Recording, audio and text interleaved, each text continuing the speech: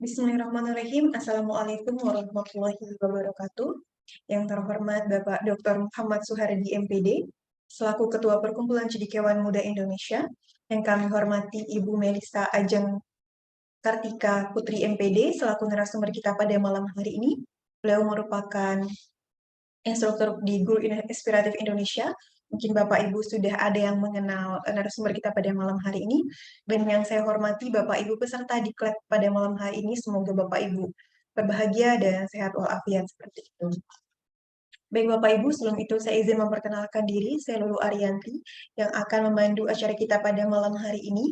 Dan sebelum itu Bapak Ibu, sebelum kita mulai kegiatan kita pada malam hari ini, agar suara kami terdengar dengan jelas oleh Bapak Ibu, Bapak Ibu bisa menghidupkan audio terlebih dahulu, ada pada pojok kiri pada Zoom meeting Bapak Ibu, atau pada perangkat Bapak Ibu, seperti itu.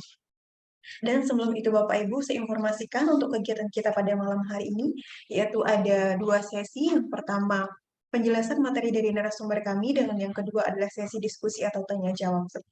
Dan sebelum itu Bapak Ibu, saya informasikan kembali terkait dokumen dan yang lainnya. Bapak Ibu tidak perlu khawatir, karena semua akan kami siapkan dan akan kami kirimkan pada WA Group di hari terakhir kelas. Jadi Bapak Ibu tidak perlu mencari link absensi dan sebagainya. Bapak Ibu cukup fokus dalam mengikuti kelas kami. Dan untuk jadwal kegiatan pada malam hari ini, yaitu tanggal 28 sampai 29 September, kita akan bertemu pada Zoom meeting. Ya, malam hari ini merupakan sesi pertama. Jadi Bapak Ibu bisa memaksimalkan waktu untuk mendengar materi dari narasumber kami pada malam hari ini. Dan besok pagi kita akan buka untuk diskusi pada WA Group, dan WA Group kami buka sampai dengan tanggal 1 Oktober, seperti itu Bapak Ibu. Dan perlu Bapak Ibu ketahui, untuk kegiatan kami pada malam hari ini diselenggarakan oleh Guru Cendekiawan Muda Indonesia. Baik Bapak Ibu, mari kita mulai kegiatan kita pada malam hari ini, yaitu penyampaian materi dari narasumber kami, Ibu Melisa Ajeng Putri Kartika Putri MPD. Kepada beliau dipersilahkan. Iya, baik. Terima kasih Mbak Lulu. Baik, sebelumnya Bismillahirrahmanirrahim. Assalamualaikum warahmatullahi wabarakatuh. Selamat malam dan salam sejahtera untuk kita semua. Yang terhormat Bapak Dr. Muhammad Suhardi MPD selaku Ketua Kumpulan Cendekiawan Muda Indonesia. Yang saya hormati Mbak Lulu selaku moderator dan Bapak Ibu peserta diklat daring Guru Cendekia pada malam hari ini. Semoga dimanapun Bapak Ibu berada selalu dalam keadaan sehat walafiat dan tentunya semoga tetap semangat Bapak Ibu.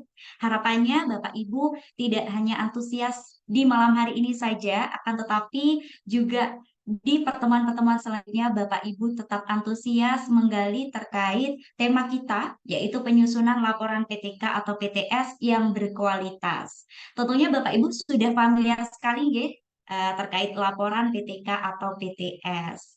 Begitu. Sebelumnya saya izin share screen terlebih dahulu Bapak Ibu. Sebentar Bapak Ibu.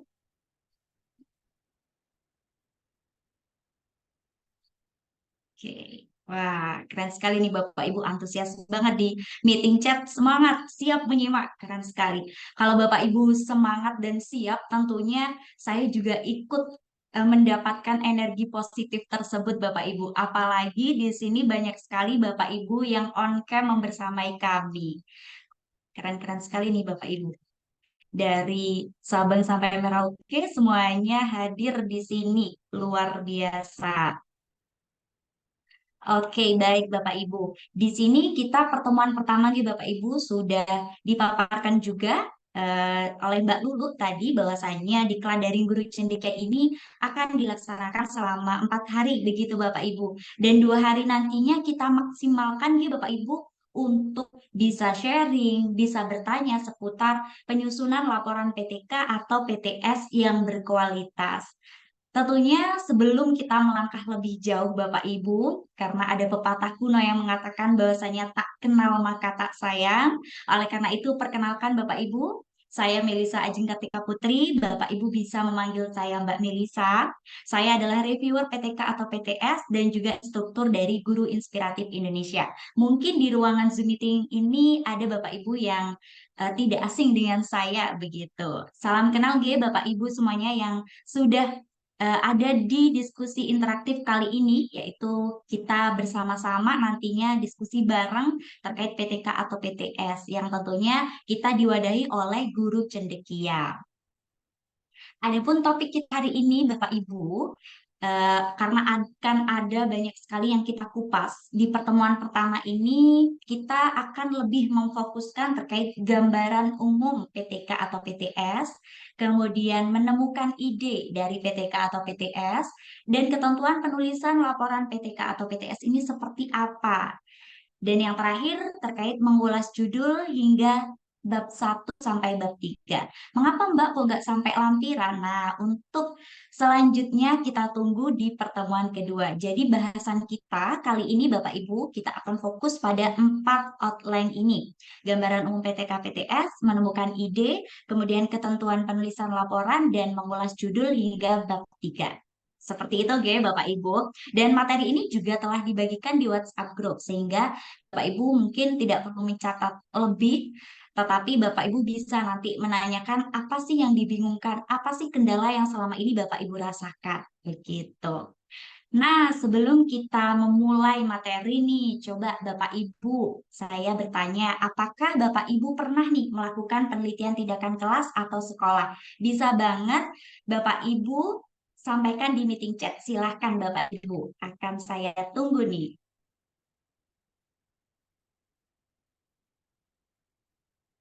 Iya, Bapak Ibu yang mungkin sinyalnya jelek gitu, nanti rekaman Zoom juga akan kami kirimkan gitu Bapak Ibu, jadi tidak perlu khawatir tentunya. Iya, ada yang pernah, ada yang belum. Oke, pernah tapi sudah lama, 2019 terakhir dari Ibu Elizabeth. Pernah Ibu Martau. Belum, ada Ibu Nunu di sini, Nunu Sisharwati. Kemudian ada SMPN Satap 1, Ibu Suryati. Pernah. Ada yang belum juga. Oke. Wah, oke. Pernah tapi sudah dari tahun 2007. Baik, Bapak Ibu. Tentunya Bapak Ibu ada yang pernah, ada yang belum nih melakukan PTK atau PTS. Dan juga terkait laporan ini memang sudah tidak asing lagi bagi Bapak Ibu. Saya yakin 100% tentunya Bapak Ibu memiliki pengalaman yang luar biasa. Jadi kita sama-sama di sini belajar bersama ya Bapak Ibu. Apa sih sebenarnya kurangnya Bapak Ibu dalam melakukan PTK atau PTS, atau bahkan bagi yang belum, seperti apa sih sebenarnya PTK atau PTS ini dibandingkan dengan penelitian-penelitian yang lain. Pertama nih, ada pertanyaan pemantik. Bisa Bapak Ibu jawab juga di meeting chat. Yang kotak biru terlebih dahulu Bapak Ibu bisa dijawab. Siapa yang melakukan penelitian tindakan kelas Bapak Ibu? Iya, ada Ibu Eni Rahmawati Ratnawati, guru. Wah, mantap sekali nih Bapak Ibu. Gercep banget, Pak. Keren sekali Bapak Ibu. Guru itu sendiri, iya bener banget. Nah, kemudian apa masalah mutu pembelajaran yang ada di kelas Bapak Ibu? Oke, kita beralih ke kotak yang warna biru tua Bapak Ibu ya. Oke, apa masalah mutu pembelajaran yang ada di kelas Bapak Ibu? Ketika Bapak Ibu melakukan PTK nih, masalahnya apa? Iya, ada yang menjawab Ibu Mufidah, motivasi siswa. Kemudian ada Ibu Suryati, rendahnya hasil belajar. Oke, keaktifan siswa. Oh, sangat cepat sekali nih Bapak Ibu, keren sekali, luar biasa. Terkait rendahnya minat baca, kurangnya fokus saat belajar. Iya, benar banget Bapak Ibu. Keren sekali. Terima kasih Bapak Ibu telah merespon pertanyaan pemantik ini.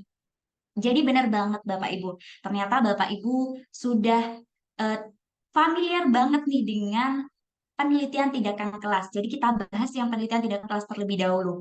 Jadi benar, yang melakukan PTK itu adalah guru itu sendiri. PTK. Kemudian masalah mutu pembelajaran yang ada di kelas, Bapak Ibu telah menjawab tadi, ada motivasi, minat, keaktifan, kemudian aktivitas, hasil belajar, ada siswa kurang tertarik, ya lebih ke minatnya berarti. Benar sekali Bapak Ibu. Nah, dari sini, dari pertanyaan pemantik ini, Bapak Ibu bisa tahu gambaran apa sih sebenarnya PTK itu. Nah, PTK merupakan penelitian yang dilakukan oleh Bapak Ibu guru atau praktisi pendidikan dalam bentuk berbagai kegiatan memperbaiki dan atau meningkatkan mutu pembelajaran di kelas. Benar banget Bapak Ibu. Jadi, tujuan utama dari PTK ini adalah untuk memperbaiki atau meningkatkan mutu pembelajaran di kelas Bapak Ibu. Kalau Bapak Ibu sudah memiliki pegangan yang kuat dengan definisi ini, kalau nanti di tengah jalan Bapak Ibu bingung akan melangkah seperti apa, Bapak Ibu kembalikan lagi ke definisi awal ini.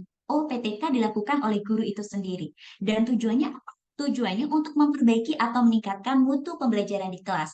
Jadi bukan untuk membandingkan metode pembelajaran atau bahkan untuk mengecek pengaruh, itu bukan. Jadi benar-benar tujuan utamanya adalah memperbaiki atau meningkatkan mutu pembelajaran di kelas. PTK sudah terjawab ya Bapak Ibu. Kita ke PTS. Kita jawab pertanyaan pemantik di kolom atau kotak biru ini Bapak Ibu. Kalau PTK tadi adalah guru yang melakukan, kalau PTS siapa kiranya Bapak Ibu? Siapa yang melakukan penelitian tindakan sekolah nih Bapak Ibu? Iya, benar banget. Kepala sekolah. Kepala sekolah, iya benar banget Bapak Ibu. Kepala sekolah saja kah Bapak Ibu? Ada pengawas. Kepala sekolah, pengawas, atau widya suara juga Bapak Ibu, kepala madrasah. Iya, benar banget Bapak Ibu. Lalu kita lanjut ke kotak biru tua. Apa masalah mutu sekolah yang Bapak Ibu alami? Nah, kalau PTK tadi lebih ke pembelajaran di sekolah. Iya, benar banget Ibu Eni Ratnawati terkait kompetensi gurunya. Jadi mutu sekolah bisa dikaitkan dengan mutu atau kompetensi-kompetensi guru yang ada di sana, Bapak Ibu. Jadi berbeda nggih Bapak Ibu antara PTK dan PTS.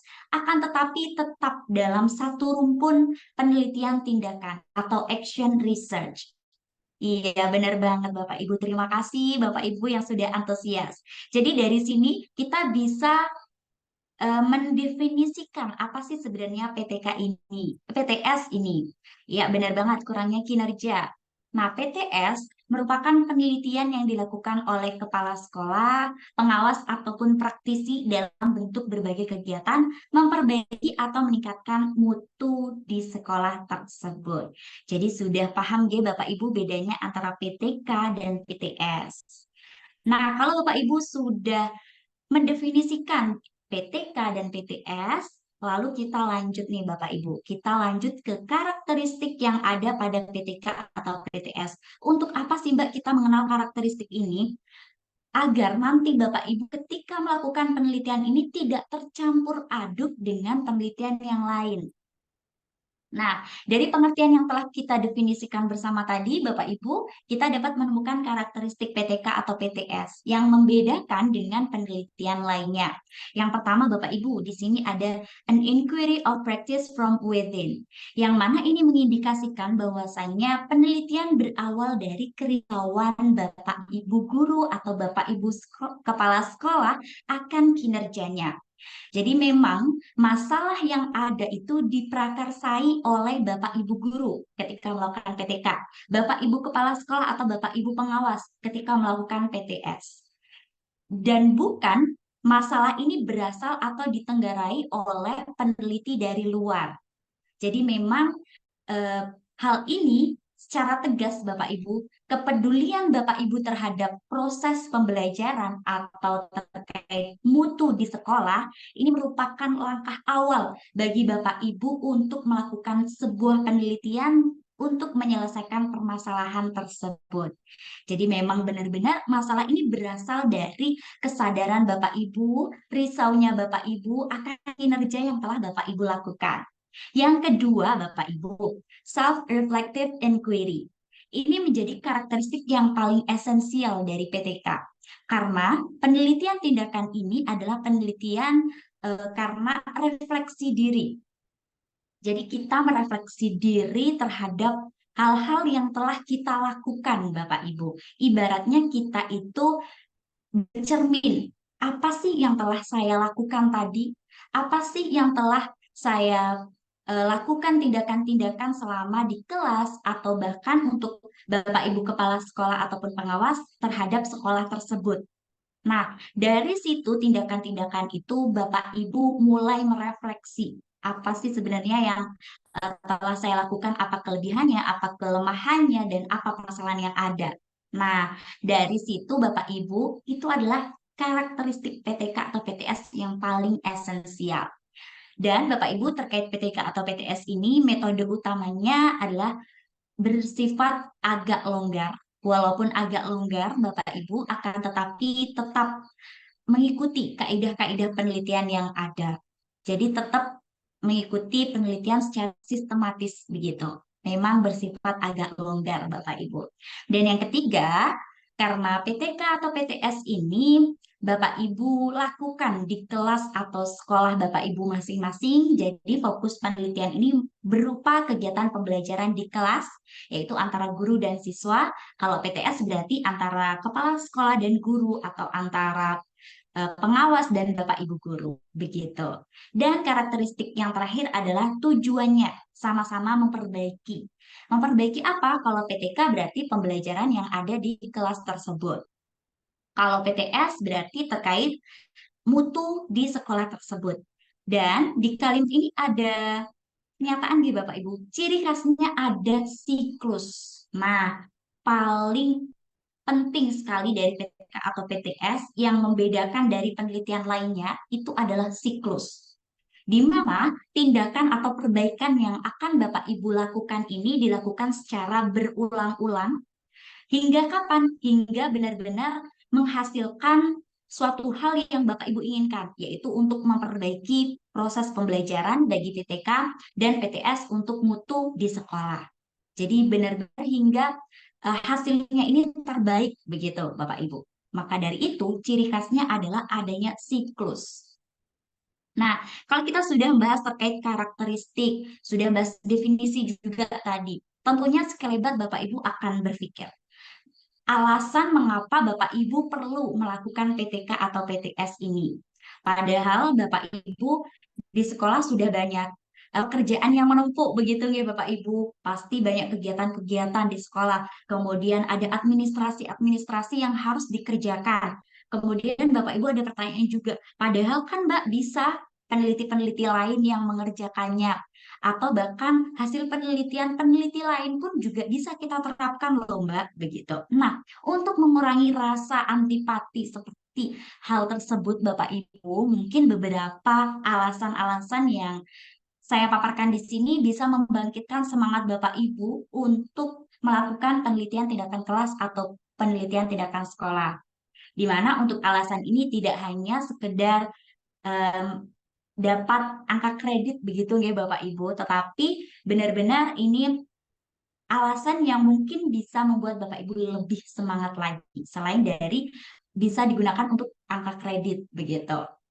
Pertama Bapak Ibu, tentunya ada yang mengatakan Bapak Ibu dari teori Hopkins bahwasanya PTK atau PTS ini mengapa perlu kita lakukan identik dengan unjuk profesionalisme kita sebagai seorang guru atau sebagai seorang kepala sekolah. Nah, dengan adanya hal tersebut Bapak Ibu, tentunya guru yang profesional tentu memiliki otonomi dalam melakukan penilaian profesional di dalam kelasnya. Tidak perlu disuruh, tidak perlu diberikan saran oleh orang lain, maka Bapak Ibu guru atau Bapak Ibu kepala sekolah ataupun pengawas bisa melakukan hal tersebut. Jadi tanpa perlu diminta, pasti akan melakukan hal tersebut untuk unjuk kerja profesionalismenya.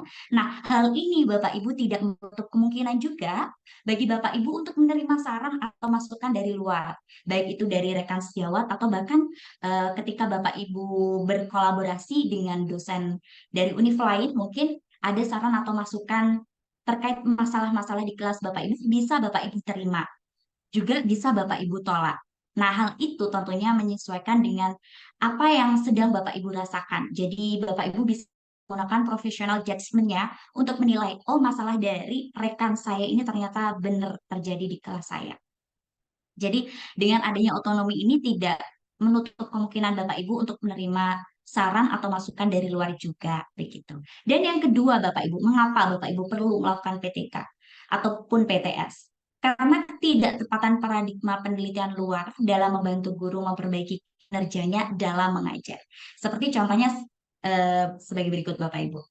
Penelitian lain mungkin dari peneliti dari univ lain mungkin ya Bapak Ibu, biasanya mahasiswa yang ke kelas Bapak Ibu.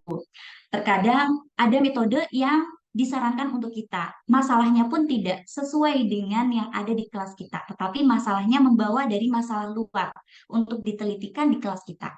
Nah, itu tidak relate sekali dengan masalah-masalah yang ada di kelas kita. Dan tindakannya mungkin bisa Bapak Ibu lakukan saat penelitian tersebut. Akan tetapi, setelah penelitian itu selesai, Bapak Ibu juga terkadang masih enggan untuk melakukan tindakan yang disarankan oleh peneliti tersebut.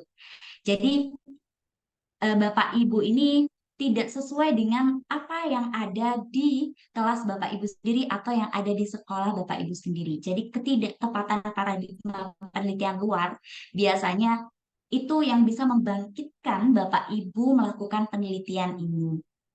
Dan yang ketiga, mengapa PTK ini perlu dilakukan? Karena dengan melakukan PTK atau PTS, Bapak Ibu guru atau Bapak Ibu kepala sekolah dapat mereview kinerja Bapak Ibu sendiri. Dan dapat dipakai juga sebagai masukan dalam review kinerja sekolah. Jadi, mengapa pentingnya Bapak Ibu melakukan PTK atau PTS terpapar di sini? Semoga ini menjadi semangat Bapak Ibu untuk melakukan penelitian, baik itu PTK ataupun PTS. Nah, selanjutnya, apa kiranya manfaat PTK bagi guru? Yang pertama, Bapak Ibu, PTK ini dapat dimanfaatkan untuk memperbaiki pembelajaran yang dikelola Bapak Ibu. Terlebih lagi, karena PTK ini bertujuan untuk memperbaiki, maka hasilnya nanti bisa Bapak Ibu bagikan kepada rekan atau teman sejawat Bapak Ibu. Harapannya mungkin bisa rekan atau teman sejawat ini mencoba hasil dari penelitian Bapak Ibu atau barangkali juga mencoba untuk melakukan perbaikan atas pembelajaran yang telah dilakukan. Jadi bisa menyebabkan semangat juga bagi rekan atau teman sejawat Bapak Ibu. Yang kedua, guru dapat berkembang secara profesional. Mengapa bisa disebut secara profesional begitu nggak Bapak Ibu? Karena Bapak Ibu telah menilai apa sih kelemahan saya, apa kekuatan atau kelebihan yang telah saya lakukan dalam kinerja yang tadi saya terapkan dalam proses pembelajaran. Kemudian Bapak Ibu juga mencari alternatif tindakan untuk menyelesaikan kelemahan-kelemahan tersebut. Maka tentu saja Bapak Ibu guru ini bisa dikatakan berkembang secara profesional. Jadi bisa mengevaluasi diri, bisa memperbaiki atas kinerja yang telah dilakukan. Dan ketika Bapak Ibu sudah bisa atau dapat berkembang secara profesional, tentunya konsekuensinya adalah membuat Bapak Ibu lebih percaya diri. Bagaimana tidak Bapak Ibu? Bapak Ibu sudah bisa merefleksi atas kinerja yang telah Bapak Ibu lakukan, kemudian Bapak Ibu juga berhasil untuk menyelesaikan permasalahannya sendiri. Kemudian hasil tersebut bisa Bapak Ibu sebarkan juga dan ini membuat Bapak Ibu tentu lebih percaya diri. Terlebih lagi laporan PTK atau PTS Bapak Ibu sajikan dalam bentuk artikel penelitian dan Bapak Ibu publish di sebuah jurnal. Wah, tentu ini menjadi hal yang sangat membanggakan dan Bapak Ibu dapat mempunyai rasa percaya diri yang lebih. Dan yang keempat, melalui PTK ini Bapak Ibu dapat kesempatan berperan aktif mengembangkan pengetahuan dan keterampilan sendiri. Jadi tidak hanya Bapak Ibu ini menggunakan atau memanfaatkan hasil dari penelitian-penelitian orang lain, akan tetapi Bapak Ibu juga sebagai seorang peneliti yang mempunyai atau menghasilkan sebuah teori dalam pembelajaran. Jadi hal ini berperan aktif dalam mengembangkan pengetahuan dan keterampilan sendiri. Nah, kita sudah mengenal manfaatnya, maka kita juga perlu mengenal terkait keterbatasannya, Bapak Ibu. Apa sih keterbatasannya? Masa ada sih, Mbak, keterbatasannya? Tentu ada, Bapak Ibu. Keterbatasan PTK atau PTS yang pertama ada validitas, Bapak Ibu. Jadi ada dua, validitas dan generalisasi. Yang pertama validitas atau kesahihan PTK. Memang terkait validitas ini masih sering dipertanyakan Bapak Ibu. Kenapa begitu? Karena hal ini metodologi yang kita digunakan itu agak longgar. yang lebih bersifat informal, meskipun tetap dijaga keobjektifannya. Ada pertanyaan-pertanyaan dari peneliti, apakah pengumpulan data itu sesuai dengan kaidah-kaidah yang ada, atau juga apakah benar-benar penelitian itu tidak mengada-ngada, atau istilahnya kita tidak menyuruh siswa kita sesuai dengan apa yang kita terapkan begitu Bapak Ibu. Jadi istilahnya kita itu tidak mereka-reka penelitian yang ada. Padahal Bapak Ibu kalau kita mau jujur sebenarnya dengan kita melakukan PTK atau PTS ini kan untuk memperbaiki kinerja kita, memperbaiki atau meningkatkan masalah pembelajaran di kelas. Kalau bagi Bapak Ibu guru, kalau bagi Bapak Ibu kepala sekolah meningkatkan mutu yang ada di sekolah tersebut. Jadi sebenarnya tidak ada pamrih apapun dari kita ketika kita melakukan PTK ataupun PTS. Nah, memang hal ini tetap saja masih menimbulkan keraguan. Tetapi tidak masalah Bapak Ibu. PTK atau PTS ini sudah ada sejak dulu dan bahkan hingga saat ini masih hype banget. Jadi tidak masalah. Yang terpenting Bapak Ibu masih mengikuti kaidah-kaidah penelitian yang ada. Yang kedua, Bapak Ibu, generalisasi. Hasil PTK ini memang tidak dapat digeneralisasikan karena hasil tersebut hanya terkait dengan siswa dalam kelas tertentu. Jadi hanya kasus khusus tertentu. Meskipun demikian, Bapak Ibu tidak perlu khawatir. Hal ini tidak menutup kemungkinan Bapak Ibu untuk membagikannya kepada Bapak Ibu lain atau rekan sejawat Bapak Ibu untuk diuji cobakan oleh Bapak Ibu lain dengan tetap mempertimbangkan adanya karakteristik di kelas tersebut. Begitu. Jadi keterbatasannya ada pada validitas dan generalisasi. Tapi hal ini juga tidak masalah Bapak Ibu. Tetap bisa Bapak Ibu lakukan. Yang terpenting tetap mengikuti kaidah-kaidah dari penelitian tindakan itu sendiri. Oke Bapak Ibu, ini terkait keterbatasan PTK atau PTS. Oke, kita sharing bersama lagi Bapak Ibu. Bapak Ibu yang sudah atau pernah melakukan penelitian, apa sih kendala Bapak Ibu saat melakukan penelitian ataupun saat menyusun laporan PTK atau PTS? Coba kendala-kendalanya bisa disampaikan di meeting chat. Untuk di meeting chat mungkin untuk penyampaian daftar hadir bisa di-skip terlebih dahulu Bapak Ibu. Karena nanti segala bentuk administrasinya tadi sudah dijelaskan oleh Mbak Lulu, nanti disiapkan semuanya. Jadi ditunggu saja Bapak Ibu. Oke, terkendala referensi dari Bu Mufidah. Ayo, bagi Bapak Ibu yang lain, apa nih kendala saat melakukan penelitian ataupun saat menyusun laporan? Apa saja kendalanya? Apakah kendala waktu baik Ibu Reni, referensi, menyinkronkan antara langkah siklus dengan sintak model yang dipilih. Oke, referensi. Ada yang menentukan judul dan bingung siklus. Oke, baik Bapak Ibu.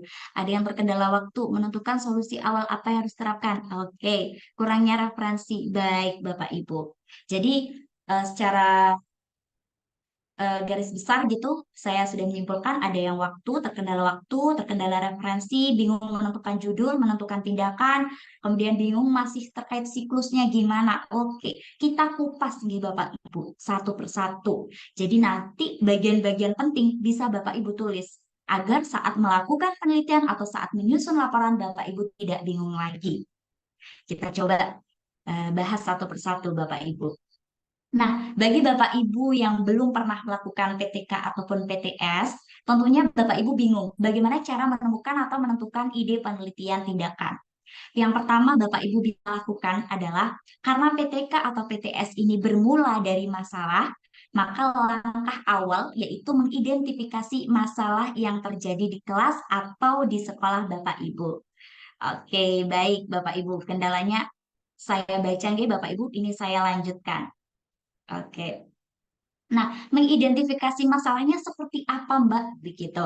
Mengidentifikasi masalah Bapak Ibu bisa dengan menjawab pertanyaan-pertanyaan ini.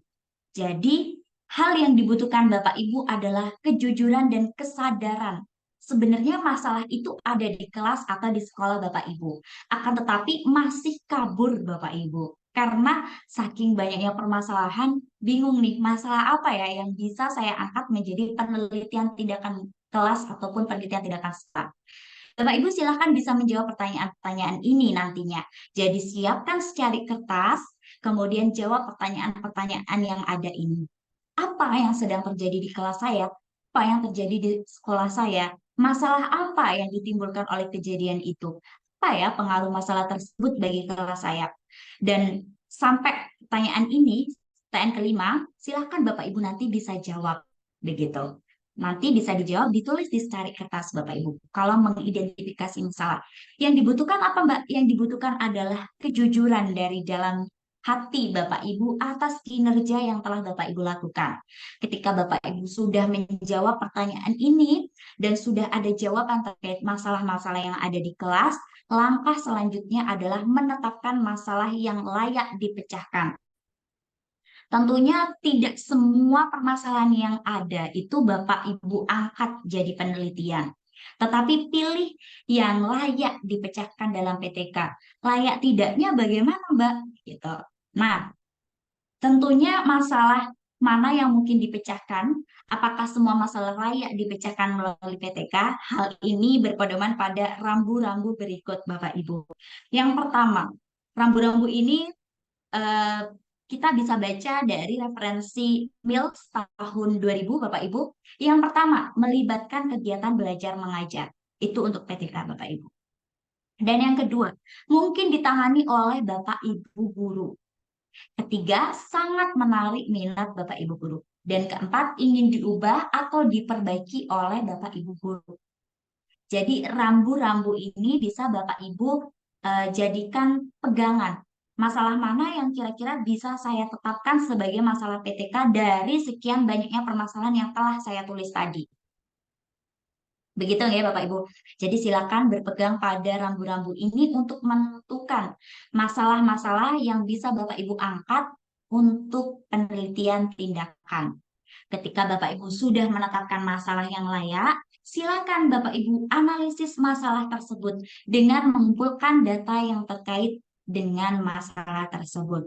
Sebelum menganalisis masalah, ketika Bapak Ibu sudah menetapkan dia, kemudian Bapak Ibu analisis masalah tersebut. Kita kumpulkan data-data terkait masalah ini. Misalkan, di sini saya berbicara terkait masalahnya hasil belajar. Nah, tanpa melakukan analisis, mungkin masalah yang kita identifikasi tadi masih kabur, Bapak Ibu. Analisisnya dapat dilakukan dengan cara pertama, Bapak Ibu refleksi lagi, ajukan pertanyaan kepada diri sendiri. Atau bisa juga Bapak Ibu dengan mengkaji ulang berbagai dokumen yang ada. Seperti apa? Seperti pekerjaan siswa, daftar hadirnya, daftar nilainya, atau bahkan mungkin perangkat ajar yang Bapak Ibu siapkan. Nah, semua ini tentunya tergantung dari jenis masalah yang kita identifikasi.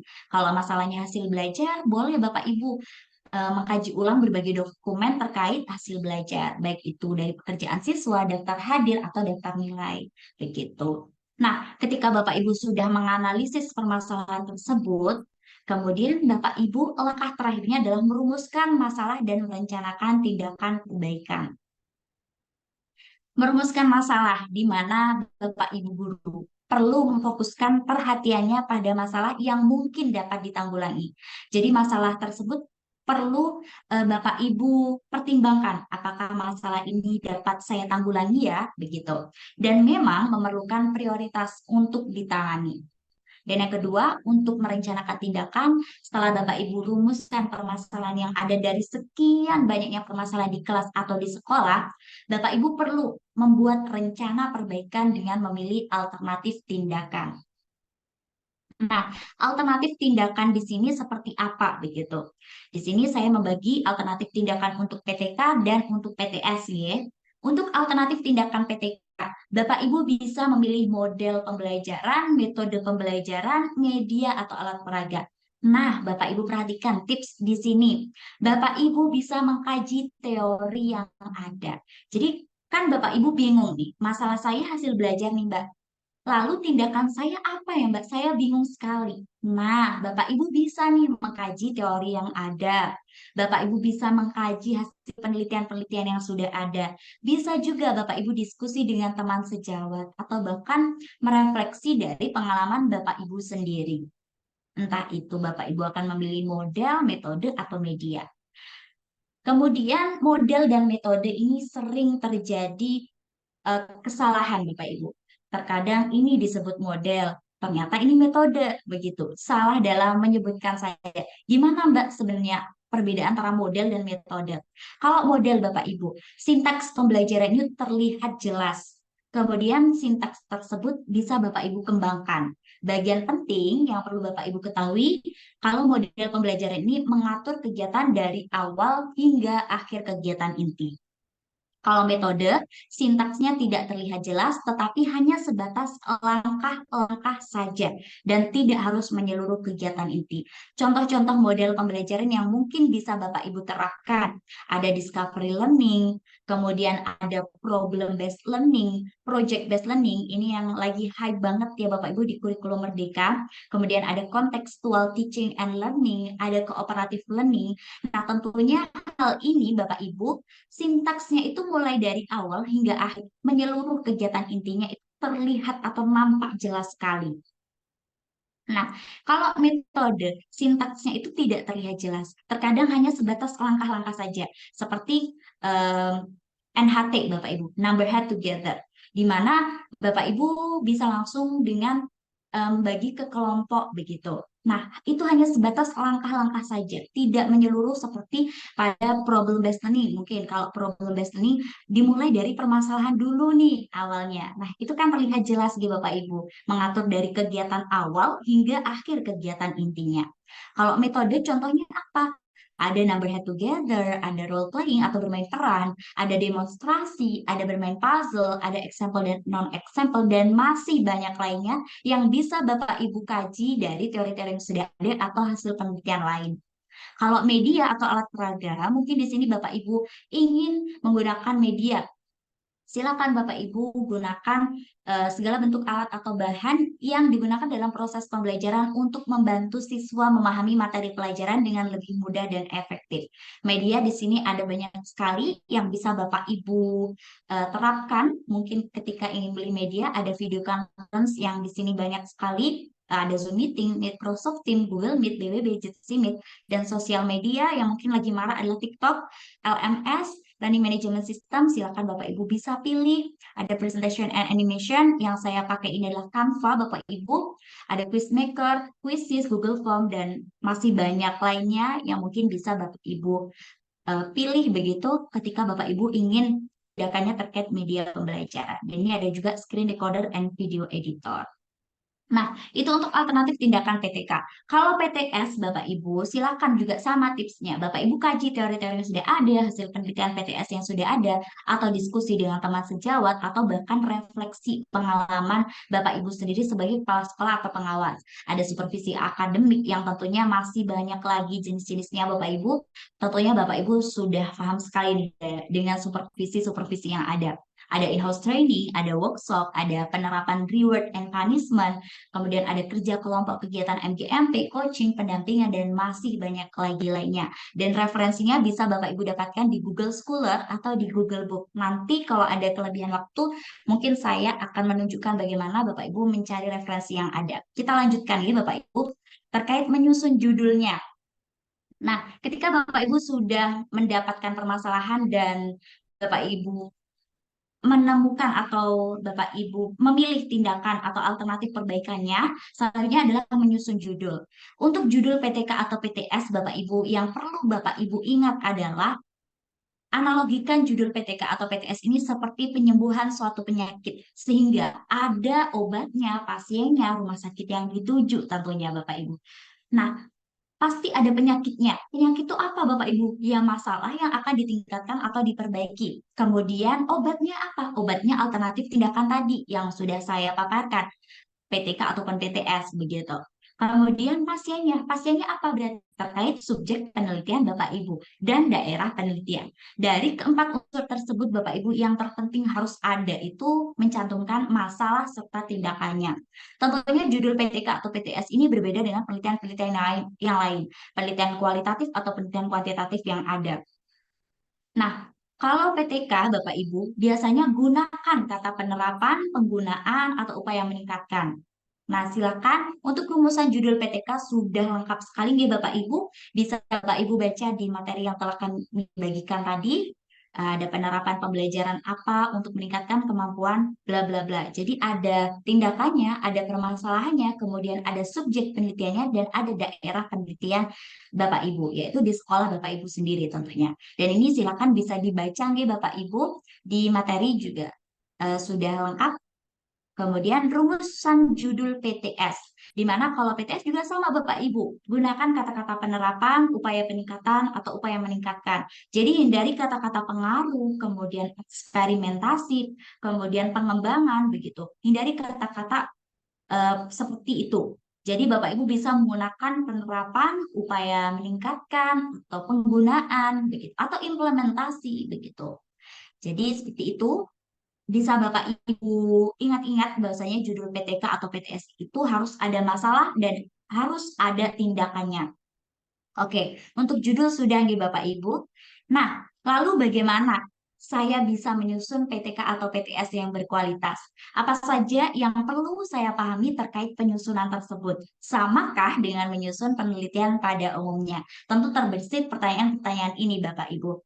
Nah, tentunya ketika Bapak Ibu ingin menulis, pastinya Bapak Ibu memahami apa sih yang harus saya taati kaidah-kaidah dari sistematika penulisan. Tentunya sama dengan penelitian-penelitian yang lainnya Bapak Ibu. Akan tetapi karakteristik-karakteristiknya itulah yang membedakannya. Tadi juga telah kita bahas ya Bapak Ibu, di mana kita mulai terlebih dahulu dari ketentuan penulisannya, Bapak Ibu, sebelum kita melangkah ke sistematika laporannya.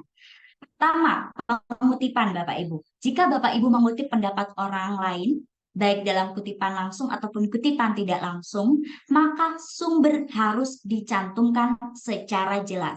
Untuk penulisannya seperti apa? Penulisannya seperti ini Bapak Ibu. Nah, sebelum ke penulisannya seperti apa, mungkin Bapak Ibu bisa melihat terlebih dahulu citation itu apa, kutipan itu apa. Nah, citation atau kutipan ini adalah cara Bapak Ibu untuk memberitahu kepada pembaca bahwa materi yang Bapak Ibu sajikan dalam laporan penelitian itu berasal dari sumber lain. Terdapat dua jenis kutipan Bapak Ibu, ada kutipan langsung dan tidak langsung. Kutipan langsung ini Bapak Ibu menulis penuh atau menyalin penuh, copy paste tanpa mengubah kalimat aslinya. Kalau kutipan tidak langsung, Bapak Ibu merangkai dan merangkum kalimat sendiri dari gagasan sumber aslinya. Bisa dilakukan parafrase. Nah, antara dua ini mana Mbak yang lebih disarankan? Saya menyarankan untuk menggunakan kutipan tidak langsung, Bapak Ibu. Jadi silakan nanti bisa diparafrase terlebih dahulu. Silakan menggunakan kutipan tidak langsung. Untuk penulisannya seperti apa? Dalam menuliskan kutipan, Bapak Ibu tidak perlu menuliskan nama lengkap atau bahkan dengan gelar, judul bukunya juga tidak perlu. Umumnya cukup cantumkan nama bagian belakang penulis saja. Misalkan nih nama penulisnya Suharsini Arikunto. Bukunya Dasar-Dasar Evaluasi Pendidikan tahun 2021. Yang perlu Bapak Ibu tulis adalah nama bagian belakangnya dan tahunnya saja. Menurut Arikunto 2021, evaluasi adalah begitu. Jadi tidak perlu menurut Suharsini Arikunto dalam buku Dasar-Dasar Evaluasi Pendidikan tahun 2021, evaluasi adalah tidak perlu seperti itu. Cukup nama bagian belakang saja. Ini kalau satu penulis. Kemudian kalau dua penulis gimana? Tentunya sama saja Bapak Ibu. Ambil nama bagian belakang penulis. Ini kan Dr. Joko Subando, SSI, MPD, dan HMJ Nasyir Wahid, SAG, MAG. Nah, ini Bapak Ibu ambil bagian belakangnya. Menurut Subando dan Wahid 2022, penilaian dapat diartikan sebagai gitu. Lalu, kalau misalkan di bukunya Joko Subando dan Nasir Wahid ini, Bapak Ibu ingin mengutip pendapat Nana Sujana. Maka gimana menulisnya, Mbak? Bapak Ibu tulis menurut Sujana yang Bapak Ibu akan kutip tadi dalam buka kurung dalam siapa buku tersebut dalam Subando dan Wahid 2022 evaluasi hasil belajar adalah. Jadi seperti itu Bapak Ibu. Dan ini sudah Bapak Ibu miliki juga untuk materinya, gitu. Bapak Ibu kita tidak perlu berlama-lama di sini. Kemudian penggunaan bahasa tulis Bapak Ibu. Ini yang perlu Bapak Ibu perhatikan juga, di mana kaidah bahasa tulis yang perlu diperhatikan terkait pemilihan katanya, istilah bakunya, susun kalimatnya sesuai dengan SPOK, begitu. Paling tidak kan ada ini ya Bapak Ibu dalam kalimat itu memenuhi SPOK begitu dan memperhatikan EYD yang ada. Dan ketentuan teknisnya, perhatikan sistem penomorannya. Bapak Ibu akan melakukan penomorannya seperti apa? Apakah campuran antara nomor Arab dengan nomor yang biasa begitu. Kemudian gunakan Times New Roman 12. Umumnya menggunakan Times New Roman Bapak Ibu atau juga biasanya ada Arial juga. Arial. Dan itu bisa Bapak Ibu sesuaikan dengan aturan yang ada di wilayah Bapak Ibu. Biasanya sih menggunakan TNR Bapak Ibu, Times New Roman 12. Dan spasinya 1,5 dengan marginnya 4343. Jadi atas 4, bawah 3, kemudian kiri 4, kanannya 3. Jadi bisa diperhatikan hal-hal ini. Karena apa? Karena dengan penulisan yang rapi, oke, dan enak dibaca, itu tentunya membuat pembaca itu semakin tertarik membaca apa namanya laporan Bapak Ibu begitu. Kita lanjut ya Bapak Ibu. Laporan PTK atau PTS tentunya disusun berdasarkan penelitian yang dilakukan secara sistematis terhadap suatu gejala, dalam hal ini perbaikan pembelajaran atau perbaikan mutu di sekolah Bapak Ibu yang dilaksanakan oleh guru, kepala sekolah, atau bukan pengawas di lingkungannya sendiri. Nah, untuk sistematikanya seperti apa? Sistematikanya sama Bapak Ibu, seperti penelitian-penelitian pada umumnya. Nah, penataan isi laporan ini berdasarkan komponen atau bagian-bagian urutan antar komponen sehingga membentuk satu keutuhan yang baik. Nah, penyusunan laporan perlu mengikuti aturan atau pola tertentu. Karena laporan tidak hanya dimanfaatkan oleh Bapak Ibu sendiri sebagai seorang peneliti, akan tapi juga dibaca oleh orang lain. Begitu. Dan mungkin ini juga sudah familiar banget dengan Bapak Ibu untuk sistematika laporan pasti ada bab 1, bab 2, bab 3, bab 4, dan bab 5. Mungkin yang membedakan adalah penamaannya saja, kemudian adanya siklus, itu yang membedakan Bapak Ibu. Kita mulai dari bab 1 nih Bapak Ibu. Bab 1 pendahuluan, menggambarkan latar belakang dilakukannya penelitian, masalah penelitian, tujuan penelitian, dan manfaat penelitian. Kalau bab 2 yang seperti Bapak Ibu susun pasti memuat berbagai teori atau konsep atau hasil-hasil penelitian yang terkait dengan penelitian yang Bapak Ibu lakukan. Kemudian bab 3 terkait desain penelitiannya, subjek penelitian, teknik dan instrumen pengumpulan data, prosedur penelitian, serta analisis data. Dan bab 4 terkait temuan dan pembahasan akan membahas hasil analisis data, temuan yang didasarkan pada hasil analisis tersebut, serta pembahasan mengapa hasilnya seperti itu. Dan bab 5 penutup ini nanti terkait kesimpulan hasil penelitian serta saran yang dibuat berdasarkan kesimpulan tersebut. Kali ini kita akan mengupas tuntas pada bab 1, bab 2, dan bab 3. Jadi mari kita simak bersama-sama nih Bapak Ibu. Untuk bab 1 pendahuluan, apa saja isinya? Nah, Bapak Ibu bisa menggunakan poin-poin yang umum seperti ini. Jadi ada latar belakang, ada rumusan masalah, ada tujuan dan manfaat. Biasanya pada penulisan latar belakang, Bapak Ibu sering bingung banget nih. Gimana ya saya harus memulai Mbak menyusun latar belakangnya? Sudah ada nih Mbak di benak saya untuk menyusun latar belakang, tapi saya nggak tahu mulainya ini dari mana. Nah, pada bagian latar belakang yang perlu Bapak Ibu ketahui, ini menguraikan terkait adanya masalah yang mendorong dilakukan penelitian. Juga nanti Bapak Ibu bisa kemukakan data awal tentang akar masalah, serta pentingnya masalah ini untuk diatasi dan bahkan deskripsi setting penelitian. Seperti apa Mbak untuk tipsnya begitu? Nah, ini bisa digunakan Bapak Ibu untuk mencoba menulis begitu. Perhatikan Bapak Ibu di bagian paragraf pengantar. Paragraf pengantar silakan nanti Bapak Ibu sajikan gambaran masalah yang diambil. Dengan catatan tetap mencantumkan rujukan yang ada. Misalkan Bapak Ibu terkait hasil belajar masalahnya. Maka Bapak Ibu bisa mencari pengertian hasil belajar dari buku atau artikel penelitian. Sehingga Bapak Ibu bisa mengambil gambaran umum itu dari permasalahan awal yang Bapak Ibu angkat. Sehingga tidak perlu jauh-jauh Bapak Ibu ke bagian pemaparan menurut pembukaan Undang-Undang Dasar 1945 alinea keempat, bla bla bla, tidak perlu seperti itu. Juga tidak perlu Bapak Ibu mendefinisikan pendidikan menurut Sisdiknas adalah usaha secara sadar dan terencana. Tidak perlu sejauh itu Bapak Ibu. Bapak Ibu bisa langsung ke bagian apa sih maksud dari permasalahan ini. Kalau hasil belajar silakan Bapak Ibu sajikan pada paragraf pengantarnya gambaran umum hasil belajar. Silakan sajikan berdasarkan teori-teori yang sudah ada atau pengertian-pengertian ahli, baik itu dari buku atau artikel penelitian, dan cantumkan rujukannya. Setelah Bapak Ibu menyajikan gambaran umum hasil belajar, paragraf selanjutnya apa? Begitu. Paragraf selanjutnya silakan sajikan masalah yang akan Bapak Ibu teliti untuk diperbaiki atau ditingkatkan.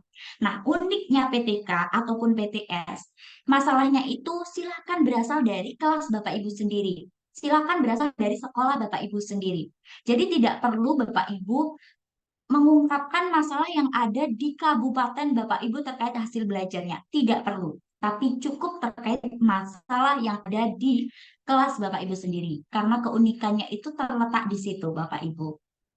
Bisa disajikan secara deskripsi dan dalam bentuk angka. Lalu, sajikan analisis penyebab permasalahan tersebut. Tentunya hal ini sudah Bapak Ibu langsung tuliskan karena di bagian menemukan ide tadi Bapak Ibu sudah menuliskan nih penyebab-penyebab permasalahan yang ada. Setelah Bapak Ibu sajikan penyebab permasalahan tersebut, Bapak Ibu paparkan nih alasan mengapa Bapak Ibu mengambil tindakan, baik itu model, metode, ataupun media. Dari sekian banyaknya metode, model, ataupun media, mengapa sih Bapak Ibu memilih model project based learning misalnya? Mengapa Bapak Ibu memilih problem based learning untuk meningkatkan hasil belajar? Silakan Bapak Ibu paparkan alasannya. Dan ini tentunya didasarkan pada referensi-referensi yang ada. Sehingga tidak hanya sebatas opini saja, tapi memang dikuatkan dengan adanya teori-teori yang sudah ada. Dan langkah selanjutnya ketika Bapak Ibu sudah tuntas untuk memaparkan rencana perbaikannya, selanjutnya paparkan judul yang akan diambil dalam penelitian. Tentunya seperti mudah sekali Bapak Ibu menyimak tips dari saya, tetapi tidak dipungkiri Bapak Ibu, ketika menulis kita stuck di situ. Tentunya hal itu juga terjadi dengan saya. Dan apa yang saya lakukan? Tentunya kita harus banyak-banyak membaca. Sebelum menulis, kita harus banyak-banyak membaca, banyak membaca dari artikel, baik itu dari buku. Untuk apa? Untuk menambah inspirasi-inspirasi dari penulisan. Begitu. Dan catatannya yang perlu Bapak Ibu ingat, satu paragraf itu minimal terdiri dari 3 kalimat. Minimal nih Bapak Ibu. Kemudian maksimalnya berapa? Maksimalnya bisa 7-9 kalimat Bapak Ibu. Jadi jangan satu paragraf saja, latar belakangnya hanya ada satu paragraf seperti jalan tol Bapak Ibu, tidak ada paragraf lain, ya cuma itu saja. Nah, jangan seperti itu Bapak Ibu. Jadi paling tidaklah Bapak Ibu paragrafnya minimal 3, maksimalnya bisa 7 atau 9 kalimat. Nah, pastikan antara paragraf yang satu dengan paragraf yang lain itu berkesinambungan. Agar, oh ini loh maksudnya, enak dibaca alurnya. Nah, dan bagian terpenting perlu adanya rujukan yang kredibel. Rujukan yang kredibel di sini Bapak Ibu silakan bisa dengan mencari sumber di Google Book atau Google Scholar atau buku-buku yang Bapak Ibu punya ketika Bapak Ibu menjadi mahasiswa dulu begitu. Mungkin ada begitu. Silakan itu bisa dijadikan rujukan. Kalau rujukan yang tidak kredibel yang seperti apa, Mbak? Yang seperti ada di website-website itu Bapak Ibu. Ada di Blogspot, ada di Wikipedia, ada di ini Bapak Ibu WordPress itu juga tidak disarankan untuk dipakai. Boleh digunakan untuk hanya sekedar inspirasi saja, tetapi untuk referensi usahakan jangan dari website-website seperti itu Bapak Ibu nggih. Itu untuk latar belakang Bapak Ibu. Kemudian kita ke rumusan masalah. Rumusan masalah sebaiknya dibuat dalam bentuk kalimat tanya dan memang merupakan masalah penelitian. Nah, rumusan masalah kalau misalkan judulnya adalah penerapan model pembelajaran discovery learning untuk meningkatkan hasil belajar, rumusan masalah bisa terkait prosesnya dan juga bisa terkait hasilnya. Di sini saya menggunakan bagaimana proses penerapan model pembelajaran discovery learning untuk meningkatkan hasil belajar. Dan yang kedua, bagaimana hasilnya.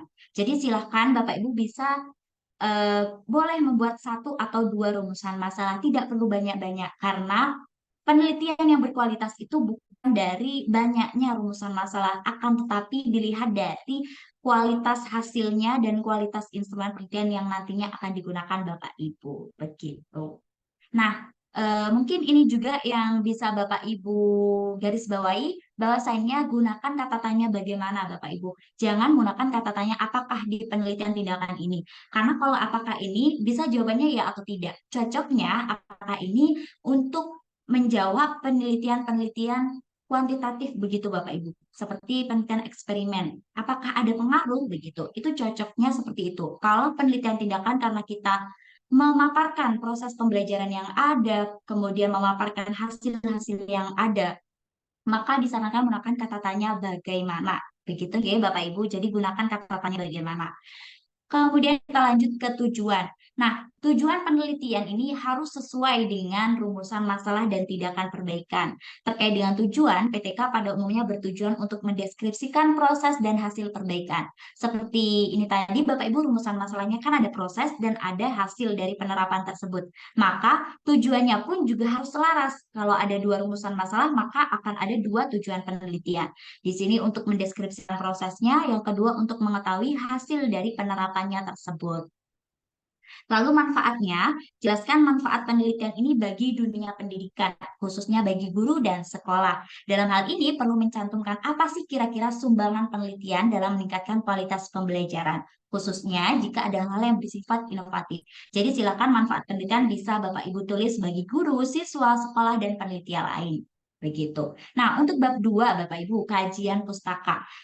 Sudah kita singgung di awal, bahwasanya menguraikan berbagai teori atau hasil penelitian yang terkait dengan masalah penelitian Bapak Ibu, yang nantinya dapat Bapak Ibu jadikan acuan dalam merancang perbaikan dan membahas penelitian. Bapak Ibu bisa menggunakan istilah kajian pustaka, kajian teori, atau tinjauan pustaka. Silakan Bapak Ibu bisa memilih yang ada. Tipsnya gimana? Tipsnya yang pertama Bapak Ibu, pastikan mengambil rujukan dari buku yang Bapak Ibu miliki. Atau jika tidak punya, Bapak Ibu bisa berselancar di Google Book atau Google Scholar. Tidak disarankan mengambil dari Blogspot, Wikipedia, WordPress, atau yang lainnya.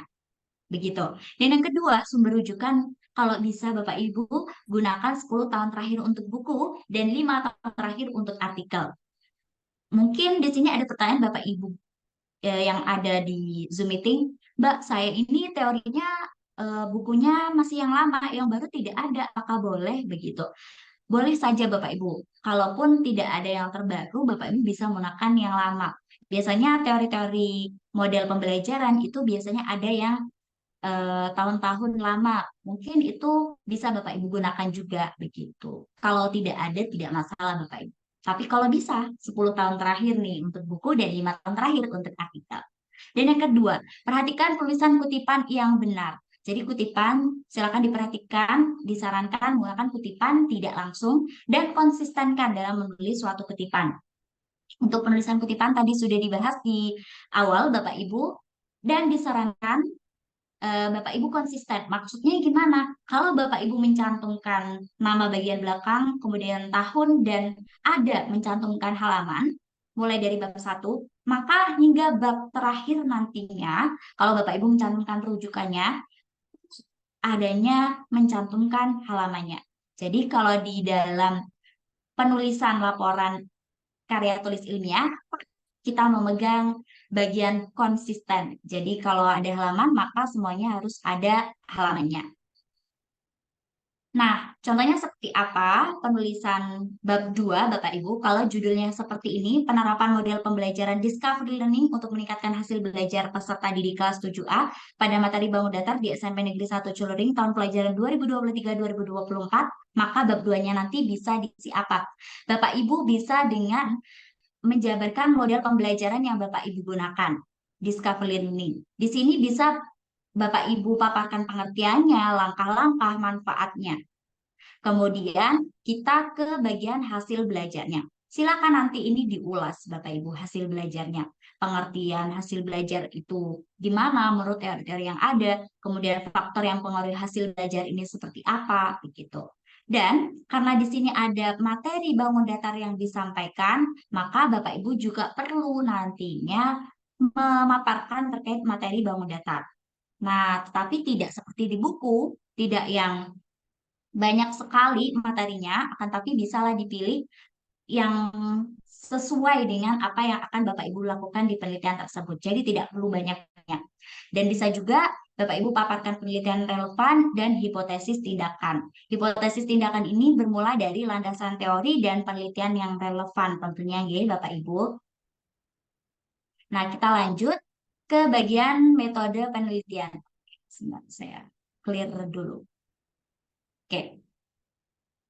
Metode penelitian. Ini di bab 3, tinggi Bapak Ibu. Namanya metode, tentunya langkah-langkah yang diambil Bapak Ibu sebagai seorang peneliti untuk mengumpulkan data yang nantinya diolah dan dianalisis secara ilmiah. Tadi saya sudah menyinggung terkait siklus. Nah, apa itu siklus? Dan tadi juga ada yang bingung terkait siklus. Dan berapa siklus minimal ya, Mbak? Berapa siklus maksimal? Apa sih sebenarnya siklus? Kita jawab satu-satu ya Bapak Ibu. Siklus adalah tahapan. Tahapan-tahapan yang meliputi perencanaan, pelaksanaan, pengamatan, dan refleksi. Siklus minimal yang ada di PTK ataupun PTS ini adalah minimal 2 siklus. Kenapa Mbak kok 2 siklus? Kenapa nggak satu saja Mbak? Gitu. Coba Bapak Ibu lihat. Kalau misalkan hanya satu siklus, perencanaan, pelaksanaan, pengamatan, refleksi, ini hanya batas linear saja Bapak Ibu. Kalau kita gambar itu linear, tidak ada siklus yang berputar, tidak ada putaran di situ, tidak ada cycle-nya. Nah, sehingga minimal diatur itu siklus adalah 2 siklus minimal. Dan satu siklus minimal nanti diatur di slide selanjutnya ini nanti saya akan menjawab siklus maksimal. Siklus maksimal di sini tidak ada aturan yang saklek Bapak Ibu. Karena tidak ada yang menyampaikan siklus maksimal harus 5, harus 4, harus 3. Tidak. Tetapi silahkan siklus ini disesuaikan dengan permasalahan yang sedang Bapak Ibu lakukan ini. Apakah sudah sampai pada tujuan penelitian tersebut untuk memperbaiki atau meningkatkan masalah yang ada? Begitu. Nah, tentunya kalau misalkan siklus maksimal ini sampai 5, mungkin bisa direfleksi terlebih dahulu Bapak Ibu. Direfleksi dari penelitian-penelitian yang telah Bapak Ibu lakukan dari siklus 1, 2, 3, 4. Apa sih sebenarnya yang jadi permasalahan? Sehingga silakan Bapak Ibu refleksi terlebih dahulu, dicari terlebih dahulu kesalahan-kesalahannya apa, baru nanti bisa dimulai lagi siklusnya. Apakah ditulis di laporannya, Mbak? Tentu saja tidak, Bapak Ibu. Karena kita berpegangan pada definisi awal adalah PTK atau PTS ini untuk memperbaiki atau meningkatkan mutu pembelajaran di kelas atau bahkan mutu di sekolah. Kalau tidak memperbaiki atau bahkan meningkatkan, mengapa harus ditulis Bapak Ibu? Kan tidak sesuai dengan tujuan awal kita, begitu. Nah, terkait siklus ini, Bapak Ibu tertera di buku 4, Bapak Ibu. Ini poin 3, penelitian tindakan luas dilakukan minimal 2 siklus dan satu siklus minimal 2 kali pertemuan. 2 kali pertemuan di sini adalah pertemuan pembelajaran, bukan satu pertemuan pembelajaran ketika Bapak Ibu menggunakan tindakan project based learning, kemudian pertemuan kedua langsung tes, tidak seperti itu. Akan tetapi murni pertemuan pembelajaran dengan menerapkan project based learning tersebut atau menerapkan tindakan yang Bapak Ibu ambil begitu. Jadi ini perlu digarisbawahi dan perlu diingat-ingat Bapak Ibu. Nah, di bab 3 Bapak Ibu apa saja isinya? Ada beberapa hal yang mungkin bisa Bapak Ibu tulis. Yang pertama adalah setting penelitian. Poin ini bisa menjelaskan terkait tempat di mana penelitian ini diadakan, di sekolah mana, di kelas mana, dan waktunya bisa dicantumkan jadwalnya per siklus. Kemudian mata pelajaran apa dan jumlah siswanya itu berapa. Kemudian kita lanjut ke bagian prosedur penelitian. Prosedur atau langkah-langkah yang Bapak Ibu lakukan. Ini tentunya terkait dengan siklus, di mana tiap-tiap siklus silakan Bapak Ibu sajikan, baik itu dari perencanaan, pelaksanaan, pengamatan, dan refleksi. Uraian sebaiknya dilengkapi dengan bagan alur, sehingga gambaran penelitian ini jelas Bapak Ibu. Silakan nanti bisa dibuat bagan alurnya siklus penelitian Bapak Ibu ini seperti apa. Kemudian untuk perencanaan, pelaksanaan pengamatan dan refleksi ini masih dalam tahap merencanakan saja Bapak Ibu. Sehingga hasil-hasil penelitian jangan dimasukkan di sini terlebih dahulu. Kemudian ada teknik pengumpulan data, menjelaskan setiap instrumen yang Bapak Ibu gunakan untuk mengumpulkan data yang berhubungan dengan permasalahan yang akan dipecahkan. Yaitu kalau misalkan hasil belajar, berarti teknik pengumpulan data yang cocok apa Bapak Ibu? Tes tentunya. Kalau motivasi belajar, kalau tes kurang oke ya Bapak Ibu, bisa dengan menggunakan lembar observasi atau bahkan juga menggunakan angket atau kuesioner begitu. Sehingga nanti siswa sendirilah yang mengisi angket-angket yang ada. Kemudian kita ke teknik analisis data. Di bagian ini Bapak Ibu jelaskan cara untuk menganalisis data yang ada, di mana analisis data ini tidak seperti penelitian yang lain. Apakah harus ada ini Mbak, normalitas atau eh, homogen, mencari homogen begitu Bapak Ibu, seperti yang ada di penelitian kuantitatif eksperimen begitu. Tidak perlu yang seperti itu Bapak Ibu, uji-uji normalitas, uji-uji reliabilitas, tidak perlu yang seperti itu. Tetapi Bapak Ibu cukup saja analisis secara kuantitatif atau kualitatif. Kuantitatif pun secara sederhana Bapak Ibu, tidak perlu melakukan uji t-test, tidak menggunakan pair sample t-test, atau bahkan yang lainnya ANOVA, dan lain sebagainya, tidak perlu. Cukup yang sederhana saja begitu. Kemudian untuk indikator keberhasilan, silakan nanti bisa memaparkan terkait patokan dalam menentukan berhasil atau tidaknya penelitian ini berdasarkan apa. Jadi dengan adanya hal ini, maka Bapak Ibu nanti akan mudah dalam menentukan ke langkah selanjutnya, apakah siklus ini berhenti atau tidak. Jadi seperti itu Bapak Ibu terkait bab 3-nya.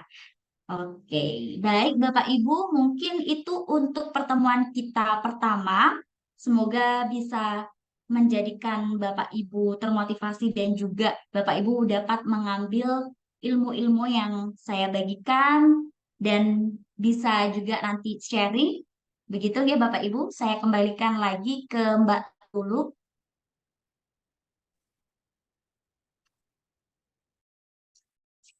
Baik, terima kasih atas penyampaian materi dari narasumber kita pada malam hari ini. Sangat bermanfaat sekali Bapak Ibu, tadi juga sudah dijelaskan dan dibahas secara tuntas seperti itu, bagaimana tentang PTK dan PTKS seperti itu, dari PTK yang dikerjakan oleh guru dan PTS yang dikerjakan oleh Kepsek, pengawas dan yang lainnya. Dan Bapak Ibu, mungkin yang terlambat masuk atau yang terkendala sinyal, saya informasikan kembali, Bapak Ibu tidak perlu khawatir karena Zoom meeting kita pada malam hari ini kami rekam Bapak Ibu. Jadi link rekaman akan kami kirimkan di WA Group. Bapak Ibu bisa mengulang kembali rekaman atau pertanyaan. Mohon maaf Bapak Ibu bisa mengulang kembali penjelasan dari narasumber kita pada malam hari ini. Dan pada malam hari tadi sudah dibahas ada 4 poin seperti itu Bapak Ibu.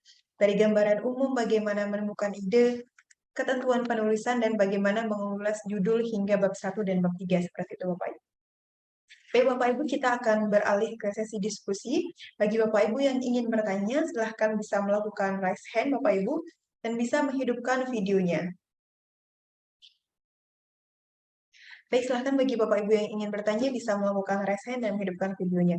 Baik, di sini sudah ada Ibu. Mohon maaf, di sini sudah tidak ada namanya. Oh, di sini dari Ibu Meniar Albi. Silahkan Ibu bisa menghidupkan audionya. Oke, sudah kedengaran? Sudah Ibu, sudah terdengar. Oke, terima kasih kepada moderator, kemudian kepada Bu Melisa Ajeng yang sudah memberikan ilmunya pada malam hari ini. Ada beberapa hal, karena saya membawa beberapa mahasiswa ikut dalam Zoom kita ini.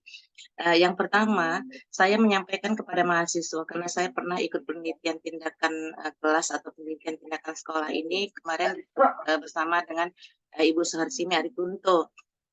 Beliau mengatakan ada PTS, ada PSW, ya. Sementara kita sekarang hanya PTS, dua-duanya PTS, gitu, PTK, PTS, gitu ya. Kalau dahulu kan ada PTK, ada PTS, ada PTSW, seperti itu. Berarti sekarang sudah berubah itu ya, Mbak Melisa. Itu yang pertama.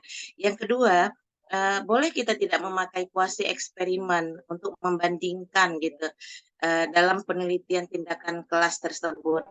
Kemudian Mungkin ada beberapa pertanyaan untuk pencerahan kepada mahasiswa ini, makanya saya sampaikan. Dahulu, mahasiswa itu boleh melakukan penelitian tindakan kelas. Selanjutnya, untuk beberapa perguruan tinggi, hampir rata perguruan tinggi sudah tidak membenarkan. Kenapa? Karena mahasiswa itu bukan tidak inherent ya, tidak inherent maksud saya, karena mereka itu bukan langsung berkecimpung dalam pengajaran tersebut. Mereka hanya boleh mungkin untuk berkolaborasi. Maka ditutuplah. Jadi sekarang ini sudah ditutup untuk tugas akhir bagi mahasiswa menuliskan PTK. Apakah hal itu karena memang tidak termasuk kepada penelitian kualitatif dan kuantitatif PTK ini atau bagaimana itu Mbak? Oke, supaya tidak kelihatan biasnya, apakah siapa sebenarnya kita ambil untuk berkolaborasi dengan kita dalam melakukan penelitian ini? Untuk yang terakhir, anak-anak ini kan kita suruh untuk menyusun PTK karena ada mata kuliah PTK karena memang mereka di keguruan. Ada tidak tersedia jurnal ya untuk dimasukkan hasil penelitian anak-anak kita nantinya. Terima kasih. Iya, baik. Terima kasih Ibu Baik, Menia. Ini saya langsung, Mbak Lulu. silakan Ibu bisa langsung dijawab pertanyaan. Oke, baik. Luar biasa sekali Ibu Meniar Albina. Ada 5 pertanyaan Ibu Meniar. Dan mungkin untuk pertanyaan pertama tadi karena sinyalnya mungkin Ibu agak sedikit kurang jelas di saya. Mungkin nanti bisa disampaikan di meeting chat saja. Mungkin saya akan membahas terkait kuasi eksperimen dan ini masuk ke penelitian yang mana begitu nggih Bapak Ibu. Oke, jadi seperti ini. Untuk PTK, Ibu Meniar dan mungkin Bapak Ibu yang lain. Terkadang penelitian ini bercampur aduk dengan penelitian yang lainnya. Nah, penelitian ini masuk ke dalam kategori yang mana? Dan apakah ini bisa kita ada kuasi eksperimennya? Nah, untuk PTK atau PTS ini sebenarnya simpel saja, Ibu Menia. Tidak perlu kita menggunakan seperti kuasi eksperimen atau bahkan kita mencampur adukan dengan penelitian-penelitian kuantitatif lainnya. Karena penelitian tindakan kelas ini atau penelitian tindakan sekolah ini kan berawal dari penelitian sosial sebenarnya, Ibu Menia. Awalnya itu sejarahnya dari situ. Nah, sebenarnya kalau kita melihat dari rujukan yang ada yang menjelaskan dalam teori bahasa Inggrisnya tuh Ibu Meniar, ada buku yang menjabarkan bahwasanya penelitian tindakan kelas ini atau classroom action research is a qualitative research begitu, penelitian kualitatif. Akan tetapi kualitatif yang seperti apa? Ini berdiri sendiri, di mana sebenarnya ini simpel sekali PTK atau PTS. Tidak perlu ada Bapak Ibu dalam pemilihan subjeknya, tidak perlu ada pemilihan sampel penelitiannya karena tidak menggunakan hal seperti itu. Jadi kelas mana yang nanti bisa Bapak Ibu ambil? Kalau Bapak Ibu guru mungkin bisa langsung mengambil kelasnya sendiri sebagai kelas yang mungkin ada permasalahan yang ingin ditingkatkan atau diperbaiki. Begitu. Nah, kalau mahasiswa, memang benar sekali Ibu Meniar yang dikatakan Ibu Meniar tadi. Untuk PTK atau PTS ini ada beberapa univ yang tidak menyarankan adanya PTK atau PTS ini. Tetapi ternyata ada juga Ibu Meniar yang masih menggunakan PTK atau PTS ini. Karena memang masih hype gitu PTK atau PTS ini. Dan kalau mahasiswa gimana nanti kolaborasinya? Begitu. Kalau mahasiswa bisa berkolaborasi dengan guru. Bisa nih dengan catatan mahasiswanya melihat nih atau berkoordinasi dengan guru di kelas tersebut. Biasanya memilih ya Ibu Meniar, guru pamongnya itu yang mana begitu. Bisa nih, oh Mbak saya mengampu di kelas ini. Ternyata ada permasalahan ini. Kemudian tindakan apa yang cocok nanti bisa dikolaborasikan dengan guru tersebut, guru pamongnya tersebut. Jadi memang bukan berarti PTK atau PTS ini tidak cocok lagi digunakan di universitas, tetapi mungkin ada beberapa univ yang memang tidak menyarankan untuk menggunakan PTK atau PTS karena adanya tuntutan perkembangan zaman juga nih Bu Meniar. Mungkin di ada yang berpikiran bahwasanya PTK PTS ini masih khusus. Kenapa? Karena tidak bisa digeneralisasikan. Itu mungkin yang menjadikan PTK atau PTS ini di salah satu univ itu tidak diperkenankan begitu. Akan tetapi masih ada juga nih PTK PTS ini yang diterapkan di univ lain begitu. Dan untuk jurnalnya Ibu Meniar sebenarnya di mana saja bisa di apa namanya Ibu Meniar mempublikasikan, dan di kami juga ada jurnal p4i.com yang di mana di sana Ibu Meniar bisa untuk mempublikasikan hasil penelitian tindakan kelas atau sekolah. Sebentar, akan saya tunjukkan Ibu Meniar. Sebentar. Jadi sebenarnya simpel sekali untuk PTK atau PTS dibanding dengan penelitian-penelitian yang kita ketahui, nggih, Bu. Ada penelitian kuantitatif yang bahkan ada banyak sekali nih jenis-jenisnya. Oke, ini jurnal P4I. Di sini ada banyak sekali jurnal yang kami kelola begitu. Silakan nanti kalau misalkan mahasiswa Ibu Meniar tadi sudah memiliki hasil penelitian, kemudian dikonversikan menjadi artikel, bisa banget dipublikasikan di sini. Di sini juga menerima adanya hasil-hasil penelitian berupa penelitian tindakan kelas ataupun penelitian tindakan sekolah begitu. Dan terkait pertanyaan yang pertama, mungkin saya tidak, ini Bu Meniar, tidak terlalu terdengar tadi karena sinyalnya. Mungkin bisa diulangi Bu Meniar? Ya. Boleh. Dahulu kan saya ikut pelatihan, ada PTK, ada PTS, ada PTSW. Kalau dia PTK Hmm. untuk guru atau dosen kan, untuk guru dan dosen, karena waktu penelitian apa namanya pelatihan AA Pekerti, saya mengikutinya. Kami dosen-dosen ini juga harus membuat PTK. Kemudian kalau untuk PTS itu khusus untuk kepala sekolah. Lantas untuk pengawas itu PTSW, itu yang dahulu Mbak, Oke. sepengetahuan saya. Terima kasih. Iya, iya Ibu Meniar. Kalau sekarang itu ada PTK namanya Ibu Meniar, PTK untuk guru, ya. Kalau PTS, penelitian dengan sekolah, bisa untuk kepala sekolah. Untuk pengawas biasanya dikenal dengan istilah ini Ibu Meniar, PTKP begitu. Penelitian tindakan kepengawasan. Terus ada juga sebenarnya untuk guru BK, itu namanya penelitian tindakan bimbingan konseling PTBK begitu. Jadi dari pertanyaan tersebut Ibu Meniar, ada 5 pertanyaan. Jadi sebenarnya PTK atau PTS ini tidak perlu dibingungkan, juga tidak perlu dicampur adukan dengan penelitian yang lain. Karena kalau misal dicampur adukan Ibu Meniar, terkadang ada yang mengharuskan adanya analisis harus uji t-test, uji per sampel t-test, atau bahkan ada uji awal terlebih dahulu, uji asumsi klasik. Nah, itu tidak perlu sebenarnya. Cukup menggunakan analisis kualitatif ataupun analisis kuantitatif. Dan terkait penelitian ini ikut yang mana, begitu, ada teori yang menjelaskan bahwasanya classroom action research is a qualitative design begitu. Jadi dari penelitian dari bahasa Inggris tersebut kita bisa dapat menyimpulkan bahwasanya PTK ini bisa berasal dari penelitian kualitatif karena memang awalnya dari penelitian sosial, Ibu Meniar. Mungkin bisa membantu Ibu Meniar dalam pertanyaan tersebut. Begitu Mbak Lulu. Terima kasih, Mbak. Inge, Ibu. Baik, terima kasih untuk narasumber kami pada malam hari ini yang sudah menjawab secara lugas pertanyaan dari Ibu Meniar seperti itu. Dan di sini yang sudah raise hand ada Bapak Dr. Kudus. Silakan Bapak bisa dihidupkan audionya. Ya, Assalamualaikum warahmatullahi wabarakatuh. Baik, Waalaikumsalam warahmatullahi wabarakatuh. Ibu pemateri yang saya hormati, langsung aja. Saya ingin mau bertanya pada bab 3 metodologi.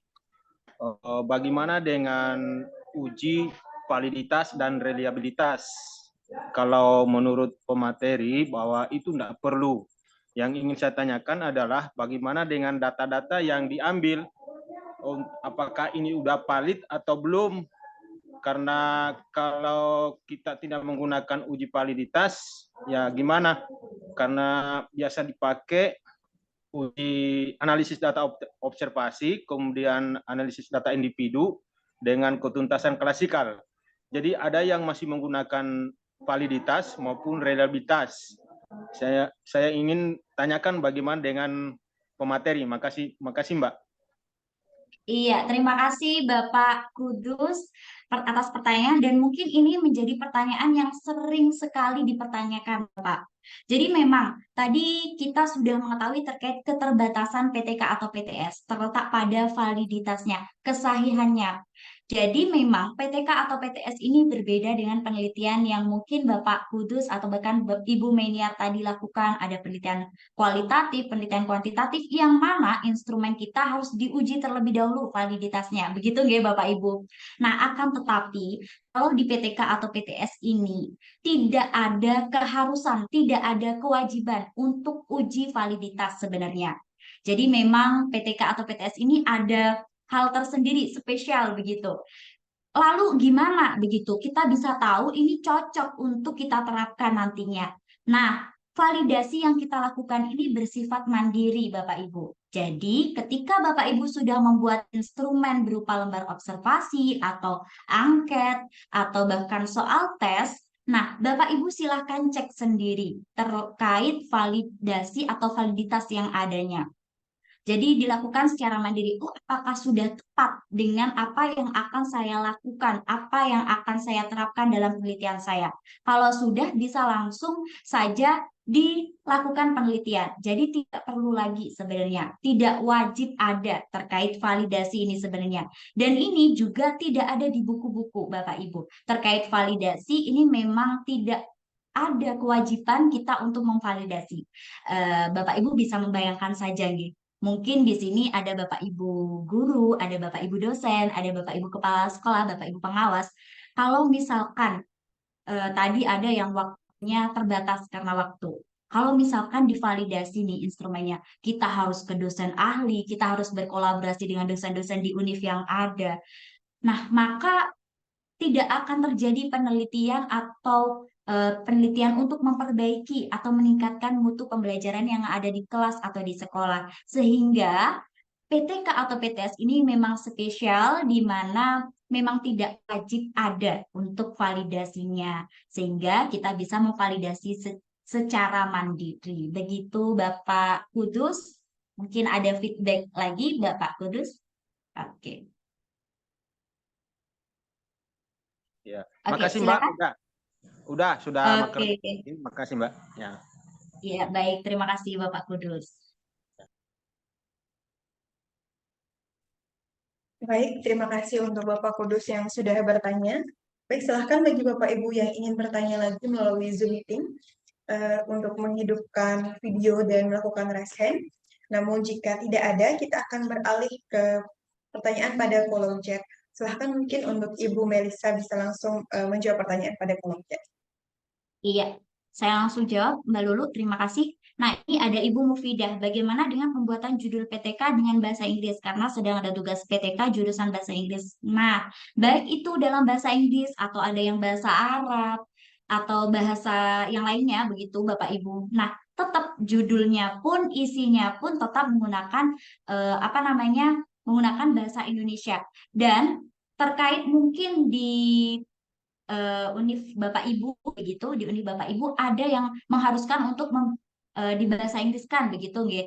Silakan Bapak Ibu tetap dengan berawal dari susunan judul PTK atau PTS tadi. Harus ada masalah dan harus ada tindakan yang akan ditingkatkan atau diperbaiki.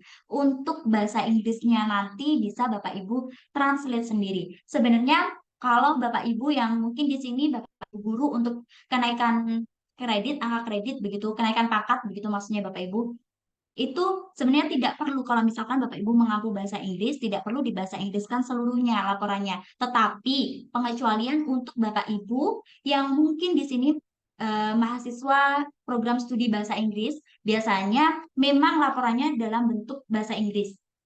Silakan tetap sama untuk rumusan judul PTK atau PTS-nya. Tetap sesuai dengan kaidah atau ketentuan judul PTK atau PTS. Harus ada masalahnya, harus ada tindakannya, dan juga tadi harus ada subjek penelitiannya dan daerah penelitiannya. Seperti itu.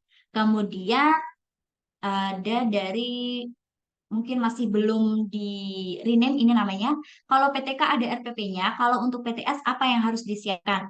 Nah, untuk PTK memang kita berhubungan dengan kelas atau pembelajaran, maka ada RPP-nya. Kalau PTS, apa yang perlu disiapkan? Tentunya terkait instrumen yang Bapak Ibu bisa gunakan.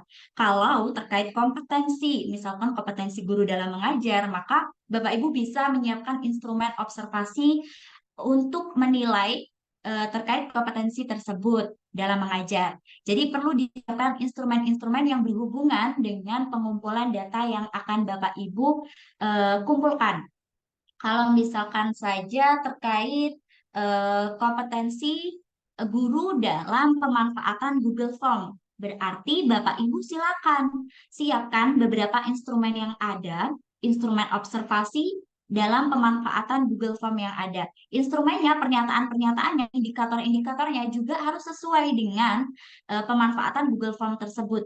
Bukan instrumen observasi seperti datang tepat waktu, kemudian mengerjakan tugas, bukan seperti itu lagi Bapak Ibu. Jadi memang benar sesuai dengan apa nih yang Bapak Ibu akan kumpulkan begitu. Jadi disiapkan hal-hal tersebut. Juga bisa disiapkan terkait apa namanya Bapak Ibu jadwal pelaksananya mungkin bisa disiapkan terkait hal tersebut.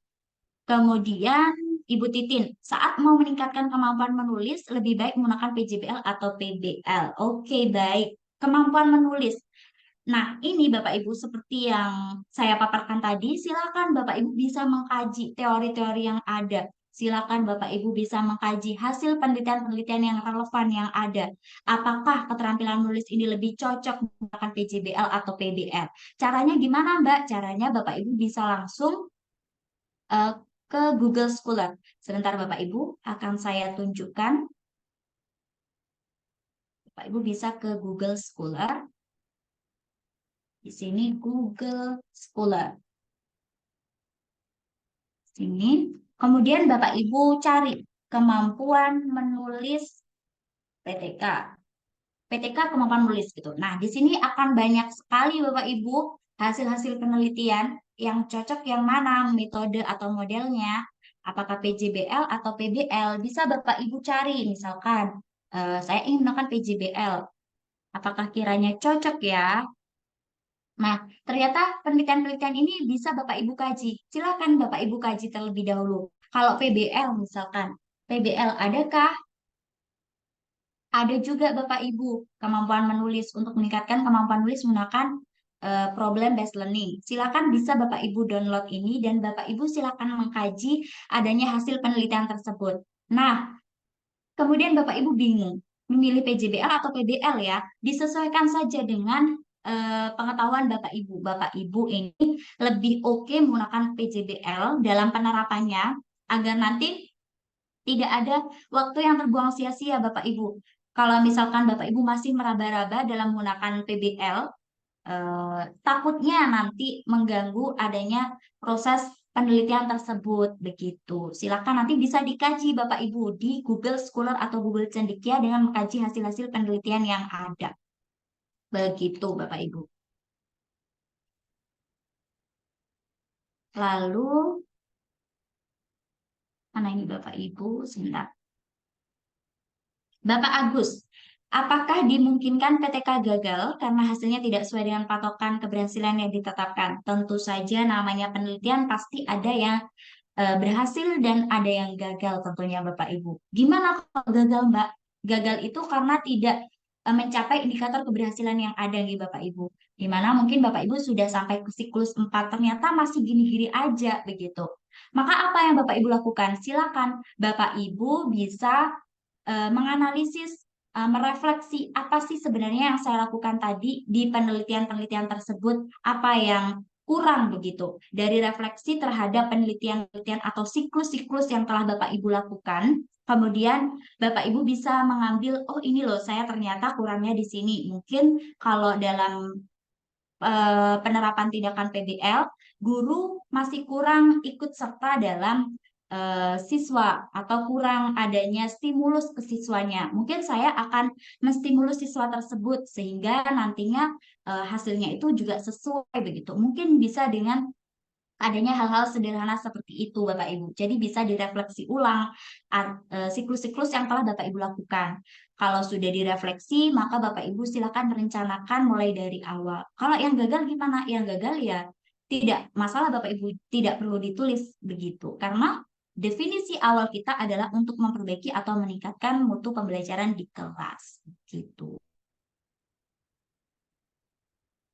Kemudian ada batasan waktu penyelesaian pembuatan PTK? Tentu tidak ada Bapak Ibu. Tentunya karena penelitian tindakan kelas ini bisa Bapak Ibu lakukan di saat pembelajaran berlangsung begitu, maka tidak perlu berlarut-larut sebenarnya Bapak Ibu. Tidak perlu hingga lama sekali seperti penelitian-penelitian yang mungkin kita lakukan seperti penelitian pengembangan atau bahkan penelitian kuantitatif lainnya begitu. Karena kita juga mengabdi adanya waktu untuk kita mentransfer ilmu kepada anak-anak begitu Bapak Ibu. Jadi tidak ada sebenarnya terkait batasan waktunya itu tidak ada. Yang ada ketentuannya adalah satu siklus itu minimal 2 kali pertemuan. Begitu Bapak Ibu.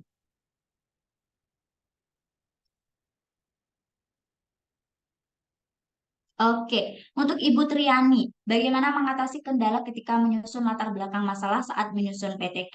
Ibu Triani bisa melihat tips dan trik dari saya tadi terkait bagaimana menyusun paragraf pengantarnya, kemudian bagaimana caranya menyusun paragraf selanjutnya, dan tentunya semua itu berbekal dari membaca.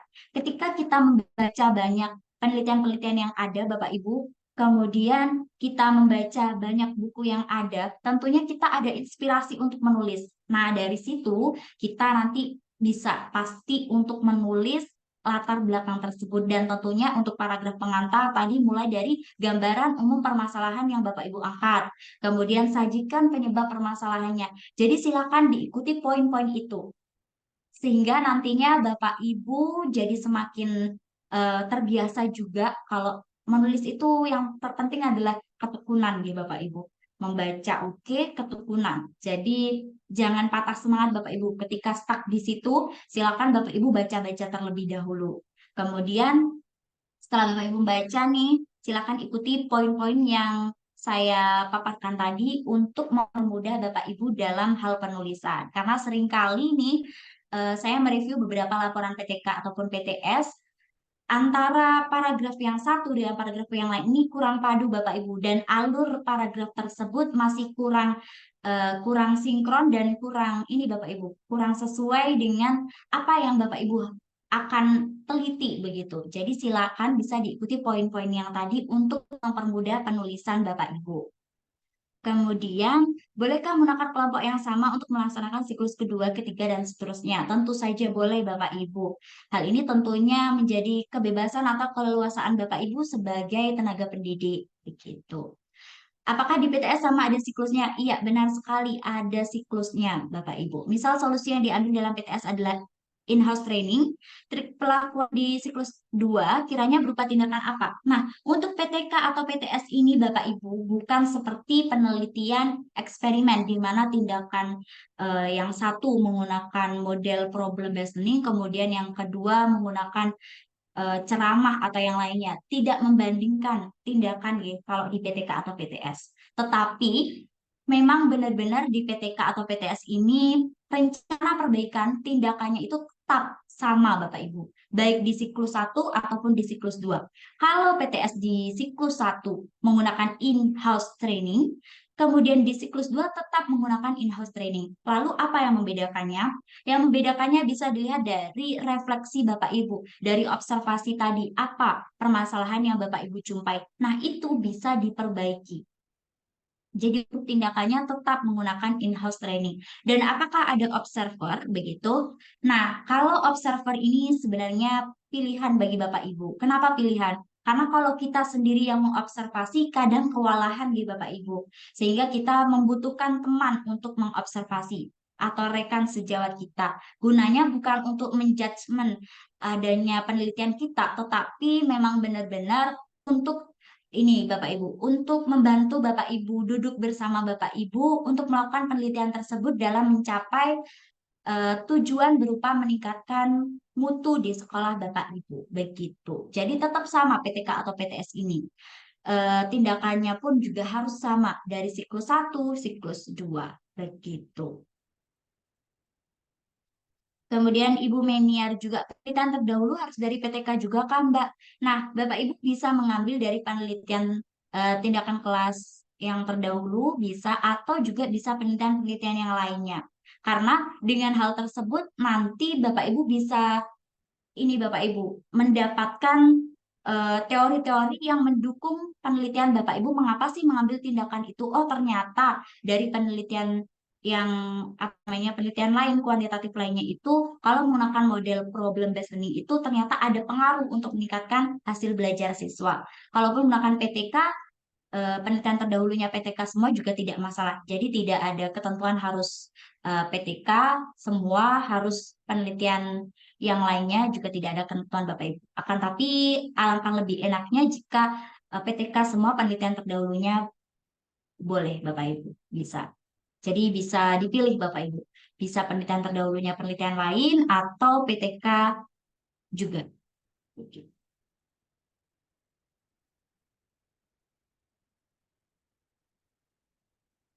Bapak Muin, bolehkah dalam PTK menggunakan istilah metode yang dibuat sendiri? Maksudnya seperti apa ini Bapak Muin? Metode yang dibuat sendiri. Silakan bisa langsung disampaikan di meeting chatnya, ya. Oke, Bapak Wagito, sambil menjawab pertanyaan Bapak Wagito, mungkin Bapak Muin juga bisa menuliskan lagi. Maksudnya seperti apa? Saya masih belum menangkap Bapak Muin. Bapak Wagito, izin bertanya, apakah materi pembahasan yang dilaksanakan pada siklus 1 dilanjutkan pada siklus 2 dan seterusnya, ataukah diulang kembali jika belum ada peningkatan hasil belajar? Nah, ini yang juga sering ditanyakan Bapak Ibu terkait materinya di mana lagi-lagi PTK atau PTS ini memang diberikan keleluasaan Bapak Ibu sebagai Bapak Ibu sebagai peneliti juga sebagai guru ataupun dosen atau kepala sekolah atau pengawas di mana untuk materi mungkin lebih ke PTK nggih Bapak Ibu. Untuk PTK materinya ini boleh sama atau boleh berbeda. Tentunya semua ini memiliki kelebihan dan kelemahannya masing-masing. Begitu. Jadi silakan Bapak Ibu boleh sama. Jadi di siklus 1 misalkan pertemuan 1 dan pertemuan kedua materinya sama. Kemudian siklus 2 pertemuan 1 pertemuan 2 materinya berbeda. Juga boleh Bapak Ibu. Yang terpenting masih ada kaitan bab pokok bahasan yang ada. Misalkan seperti ini Bapak Ibu. Kalau Bapak Ibu ingin berbeda nih, ingin berbeda. Ketika Bapak Ibu mengambil terkait kombinatorik misalkan. Kemudian di siklus 1 Bapak Ibu ingin menjelaskan terkait kombinasi. Kemudian di siklus 2 Bapak Ibu ingin menjelaskan terkait permutasi. Itu berbeda, tidak masalah Bapak Ibu. Atau Bapak Ibu inginnya sama siklus 1 dan siklus 2. Siklus 1 terkait kombinasi, kemudian siklus 2 tetap kombinasi. Boleh saja Bapak Ibu, akan tapi tentunya memiliki kelemahan dan kelebihannya masing-masing ya Bapak Ibu. Kalau kelemahannya mungkin kalau sama, tentunya akan membuat peserta ini semakin cepat menangkap juga kelebihannya. Kalau kelemahannya mungkin waktu yang kita lakukan untuk penelitian ini akan lebih lama, di mana untuk penelitian ini disesuaikan dengan pembelajaran yang ada di kelas Bapak Ibu. Jadi bukan begini Bapak Ibu, bukan misalkan di semester ini Bapak Ibu ada materi statistika, mungkin seperti itu. Kemudian tidak ada materi terkait bangun ruang atau bangun datar. Nah, Bapak Ibu penelitiannya menggunakan bangun ruang atau bangun datar. Nah, itu tidak boleh Bapak Ibu. Jadi harus disesuaikan dengan apa yang ada di semester itu. Begitu Bapak Ibu. Jadi disesuaikan saja dengan materi-materi yang ada di semester itu dan silakan boleh sama boleh tidak tentunya memiliki kelebihan dan kelemahannya masing-masing. Tentunya juga terkait waktu pembelajaran Bapak Ibu nantinya. Begitu. Iya, PTK yang lalu bisa digunakan lagi di tahun ini. Silakan bisa ditulis lagi laporan penelitiannya, Bapak Ibu. Nah, mungkin Bapak Ibu di sini ingin mendapatkan review dari laporan-laporan yang Bapak Ibu tulis. Mungkin bisa bergabung juga dengan kami, Bapak Ibu, di Guru Inspiratif Indonesia, di mana kami selain ini Bapak Ibu ada pemaparan materi juga kami mereview mulai dari nol hingga benar-benar jadi laporan tuntas sehingga mungkin bisa menambah semangat Bapak Ibu untuk menghasilkan karya juga gitu. Karena di sana juga bergabung Bapak Ibu yang lain. Oke, dari Ibu Nur Hasanah. Berarti penelitian PTK berbasis PJBL itu bisa dilakukan dan siklusnya guru yang menentukan apakah seperti itu, Bu. Nah, iya, bisa dilakukan, Bapak Ibu. Jadi PJBL itu kan tindakannya. Tentunya PTK ini perlu adanya tindakan. Maka PTK ini, apa namanya, Bapak Ibu bisa nih menggunakan model project based learning. Kemudian siklusnya Bapak Ibu lah yang menentukan, di mana siklus minimalnya ada 2, Bapak Ibu. Berdasarkan apa nanti penentuan siklus lanjut atau tidak? Berdasarkan indikator keberhasilan Bapak Ibu. Seperti itu, Ibu Nur Hasanah. Jadi memang siklus itu kita berdasarkan indikator keberhasilan yang telah kita tentukan. Nah, apa perbedaan antara PBL dan PJBL? Kalau problem based learning secara ringkas saja ya Bapak Ibu, kalau problem based learning berarti kita nanti berbasis masalah nanti untuk penerapan pembelajarannya. Kalau project based learning berbasis project di mana nanti pasti menghasilkan output berupa hasil karya dari siswanya. Untuk selebihnya Bapak Ibu bisa banget dengan menelusuri di Google Book. Jadi referensi-referensi itu bisa Bapak Ibu telusuri di Google Book atau Google Scholar atau laman OJS yang Bapak Ibu ketahui. Laman OJS seperti apa yang tadi jurnal P4I itu bisa Bapak Ibu telusuri untuk menelusuri hasil-hasil penelitian yang ada baik itu terkait PBL atau PJBL. Jadi seperti itu Bapak Ibu terkait PTK atau PTS sehingga Bapak Ibu tidak perlu bingung lagi di mana dibuat simpel saja Bapak Ibu. Yang membuat rumit itu sebenarnya adalah teori-teori yang katanya ini loh Mbak, katanya ini. Sebenarnya PTK atau PTS ini diberikan keleluasaan bagi Bapak Ibu selaku guru, selaku kepala sekolah, selaku dosen, selaku pengawas untuk melakukan penelitian dengan tujuan meningkatkan atau memperbaiki mutu pembelajaran atau sekolah. Begitu. Mungkin itu Mbak Lulu. Baik, terima kasih Ibu sudah menjawab semua pertanyaan pada kolom chat. Sudah dijawab secara jelas dan gamblang oleh narasumber kami seperti itu Bapak Ibu. Namun jika ada 1 atau 2 pertanyaan yang mungkin terlewat dan belum sempat dijawab oleh narasumber kami mohon maaf Bapak Ibu. Bapak Ibu bisa bertanya kembali pada kolom chat besok pagi. Kami akan buka grup WA untuk diskusi seperti itu. Dan sebelum kita tutup Zoom meeting kita pada malam hari ini, izin menginformasikan kepada Bapak Ibu terkait dokumen. Bapak Ibu tidak perlu khawatir dan tidak perlu menanyakan terkait absensi, sertifikat, dan yang lainnya, karena semua akan kami siapkan dan akan kami kirimkan. Jadi Bapak Ibu hanya perlu fokus dan cukup mempelajari diskusi dan materi yang akan dikirimkan oleh narasumber kami seperti itu. Jadi tidak perlu bertanya dan memikirkan tentang absensi, link, dan sebagainya. Dan untuk jadwal, seperti yang saya informasikan sejak awal, bahwa malam ini merupakan sesi pertama untuk Zoom meeting, dan dilanjutkan besok malam untuk sesi kedua, karena untuk diklat kita itu berlangsung selama 4 hari, dimulai tanggal 28 September sampai dengan 1 Oktober. Dan untuk diskusi pada grup WA, kita akan buka sampai dengan 1 Oktober, seperti itu Bapak Ibu. Dan untuk rekaman akan kami kirimkan juga di WA Group, jadi Bapak Ibu yang tadi mungkin terlambat masuk pada Zoom meeting tidak perlu khawatir, tetap bisa mengikuti materi yang sudah disampaikan oleh narasumber kami pada malam hari ini dari awal seperti itu. Baik Bapak Ibu, mungkin hanya itu saja yang bisa saya informasikan. Terima kasih untuk narasumber kami yang sudah menjelaskan materi tentang PTK pada malam hari ini. Dan terima kasih juga untuk Bapak Ibu yang sudah bergabung pada Zoom meeting yang dari awal sampai dengan akhir. Dan mungkin akhir kata, mohon maaf apabila ada kesalahan. Kita akan bertemu pada sesi kedua besok malam. Wassalamualaikum warahmatullahi wabarakatuh.